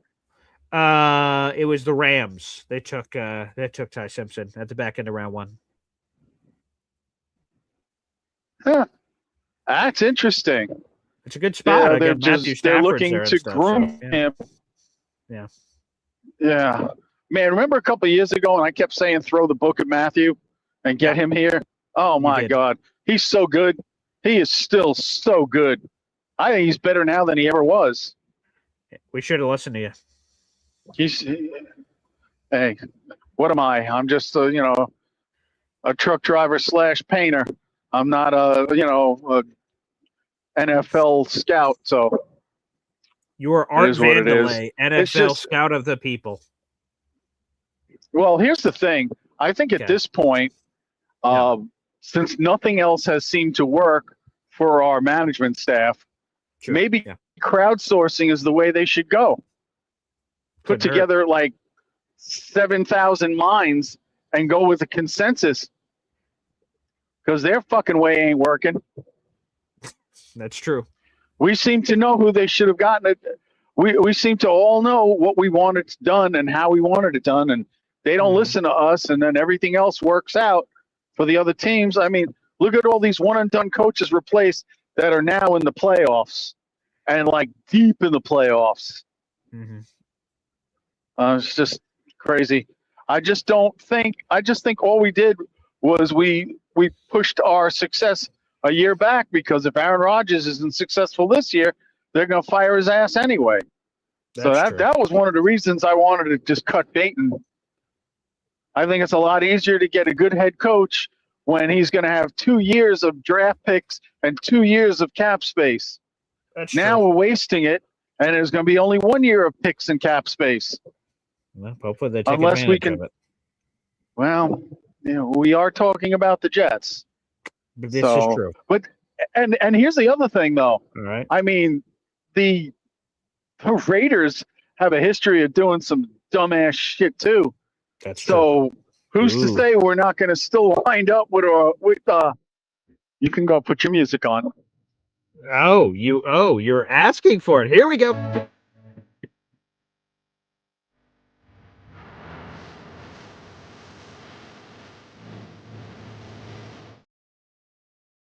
Although, that'd be like, there's going to be some snowballs in hell if that happens. Lots of snowballs in hell. We would need two things here. We would need the Raiders to completely take a shit. Yes, and then to know that it would benefit the Jets with the football gods. Would the football gods allow that to happen? To be the Raiders to be idiots and the Jets to benefit from the Raiders being idiots. I know those are two things that happen in succinct, but could those both happen? That's an interesting question to the guys. I mean, they would have to be complete idiots to let Fernando Mendoza go. Yeah, they would have. Yeah, I mean, what a year to have the second round pick. I mean, the second overall pick. What a fucked up year, because we don't even have any trade bait to trade back and turn that second overall pick into a lot of draft capital. I mean, so we got fucked every which way through Sunday. Hey, by the way, we have a question here. Havma's asking, Easy, are you coming to the damn tailgate or what this year?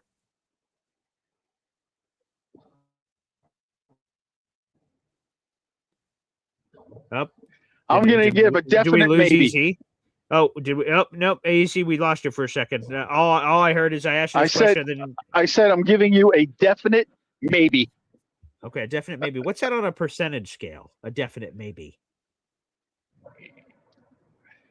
That means a chance of getting me to go for opening home opener than there is having me going there like 0-6. You must be going through a tunnel. So is it 50-50 or better than 50-50? Well, you have a better than 50-50 chance if it's the home opener and things still look bright, rather than like 5 or 6 games in and we look like dog shit again.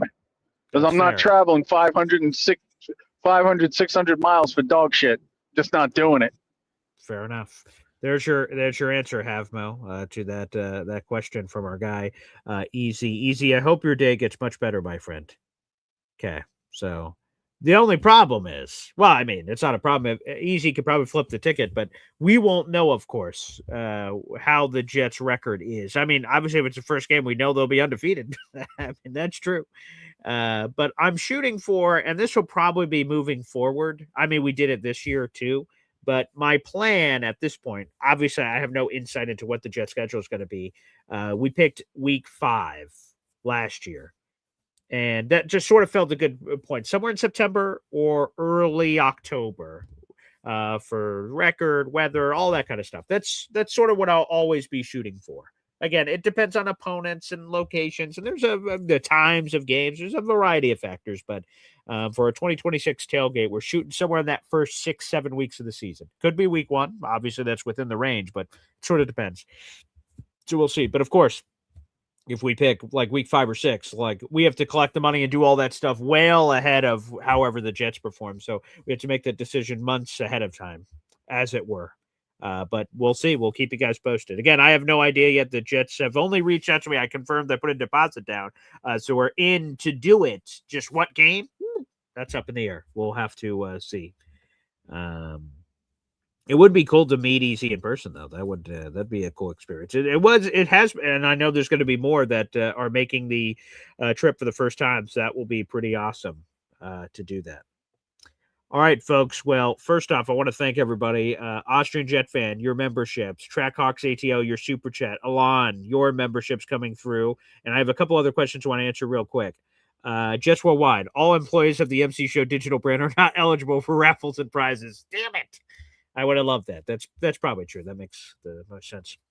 Let's go to Dorian here. Giving away the Anchorman bobblehead set without Anchorman is an interesting choice. Now, let me just say this, right? Because I'm representing the MC Show digital brand. They're not my Anchorman bobbleheads. They're my partner, who, again, I'll be live with in about 2 hours, Jim Lurch. He had this Anchorman bobblehead set. This bobblehead set, by the way, was the official movie. It's not like some random person made it. Like, this was the official movie Anchorman bobblehead set. And he had it. He used to be at all these different radio stations, and he hosted radio shows and had it like in his office radio station. And an intern or something, or a producer, whatever, said, "Hey, buddy, can I break up your entire bobblehead set and have the Anchorman? You keep the rest." And Lurch said, "Sure." And I'm like, I wasn't here or working with him at the time, but no, I'm not breaking up the bobblehead set. And if I were, Anchorman, those are like, if you want to go buy it on your own, you could get the full set from us and then buy the Anchorman on your own. It's like $1,000 or something, some like insane price. So like Lurch made a very silly decision. There's no way you give Ron Burgundy away. Unbelievable. So yeah, so if you're going to throw things at me, don't throw them at me, Dorian. Throw them at the man child. They're not. If they were my bobblehead set, no way in hell am I giving that away to some random intern or producer? And even if it was a friend or something, no, get lost, dude. Hell no. Another question here, Jets 830. Question: what sucks more, knowing New England is going back to the Super Bowl, or knowing we had a Super Bowl quarterback on the roster and we gave up on him? It's an interesting. Which kick in the loins would I prefer more? Thank you, Jets 830, for this situation being presented. It's definitely the one that sucks more is the Patriots potentially going to the Super Bowl. I don't want to see the Patriots in the Super Bowl. I mean, the only great thing about the Patriots going to the Super Bowl is they can lose that Super Bowl. So I've enjoyed seeing a couple of Patriots Super Bowl losses, right? The Eagles, both Giant Super Bowls, those were fun. So seeing the Patriots get all the way to the cusp and lose is terrific. But obviously, if they get all the way to the cusp, there's a chance they can win, which I don't love. And Drake May having a Super Bowl ring on his finger in his second year or whatever it would be pretty disgusting. So what we want is Jarrett Stidham time, baby. Hopefully Sean Payton, Jarrett Stidham. Let's get some of that action going on. But no, if I have to choose one of the other, right? Hey, it could be your actual situation where it is a literal Seahawks Patriots Super Bowl. We get a rematch Super Bowl here, and we see what happens. But no, if Sam wins it, I'm going to be you guys can fan however you want to fan. If Sam Darnold wins the Super Bowl, I'm going to be so happy for Sammy. I love Sam. I've got his jerseys again in my hallway. I'll do it for our YouTube short for the Boy Green Espresso Club today, our other new YouTube membership group where I tell stories and we all hang out and do stuff. I have a Sam Darnold fathead. It's in that hallway. You guys will see it. I'm not kidding. It's a full size Sam Darnold fathead. It's just been living in my house forever. Because what do you do after he's no longer a quarterback? Just get rid of it? Like, no, I paid for it, or somebody paid for it in my life. So, so I have a Sam Darnold fully sized fathead just in my hallway. It's just there. Every time we walk by, hey, what's up, Sam? And he's like on his 12th team now since the Jets, but it is true. So, no, if Sammy wins it, I'll be super happy for him. But no, fuck the Patriots. I absolutely hate New England. So get lost, New England. Go suck a fat one. Hell no. No way. Lou B, tailgate's great. Everyone should come. Yes, I can't wait. Lou B is going to be back, he tells me, which is awesome. Chef Kevin Gilbert wants to come back, which is great. Woody, of course, is going to be there as my co-host. So we're going to kick ass. We're going to try to do an awesome event. We'll have more details to come. Hopefully, a bunch of you can come. Again, it'll be somewhere within the first 6-ish weeks of the season is my goal. So that means anywhere from early September through the middle of October is my goal for this event. We had, 60 some odd people at the representing the Boy Green Coffee Club. There was many more than that, thankfully, from all kinds of different places. But from the Boy Green Coffee Club, there were 60-ish. And then tickets, I think we sold like just under 60. People, all of us all sitting together to watch a game, which was terrific, which I was very proud and excited for. So we will be doing that again. So more details to come. So folks, my message to you on January 19th, if any of that sounds cool, and again, you want to do the tailgate with us where we party in the parking lot, we'll do Chef Kevin Gilbert's restaurant the night before, we'll sit together for the game and all that jazz. Save your shekels. That's my only advice. It's normally a couple $100.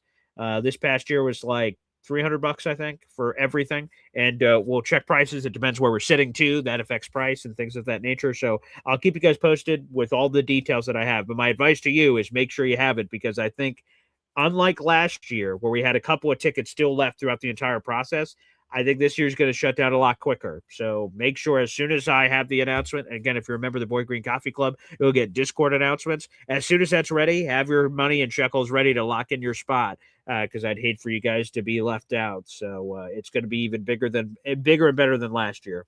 So that'd be great.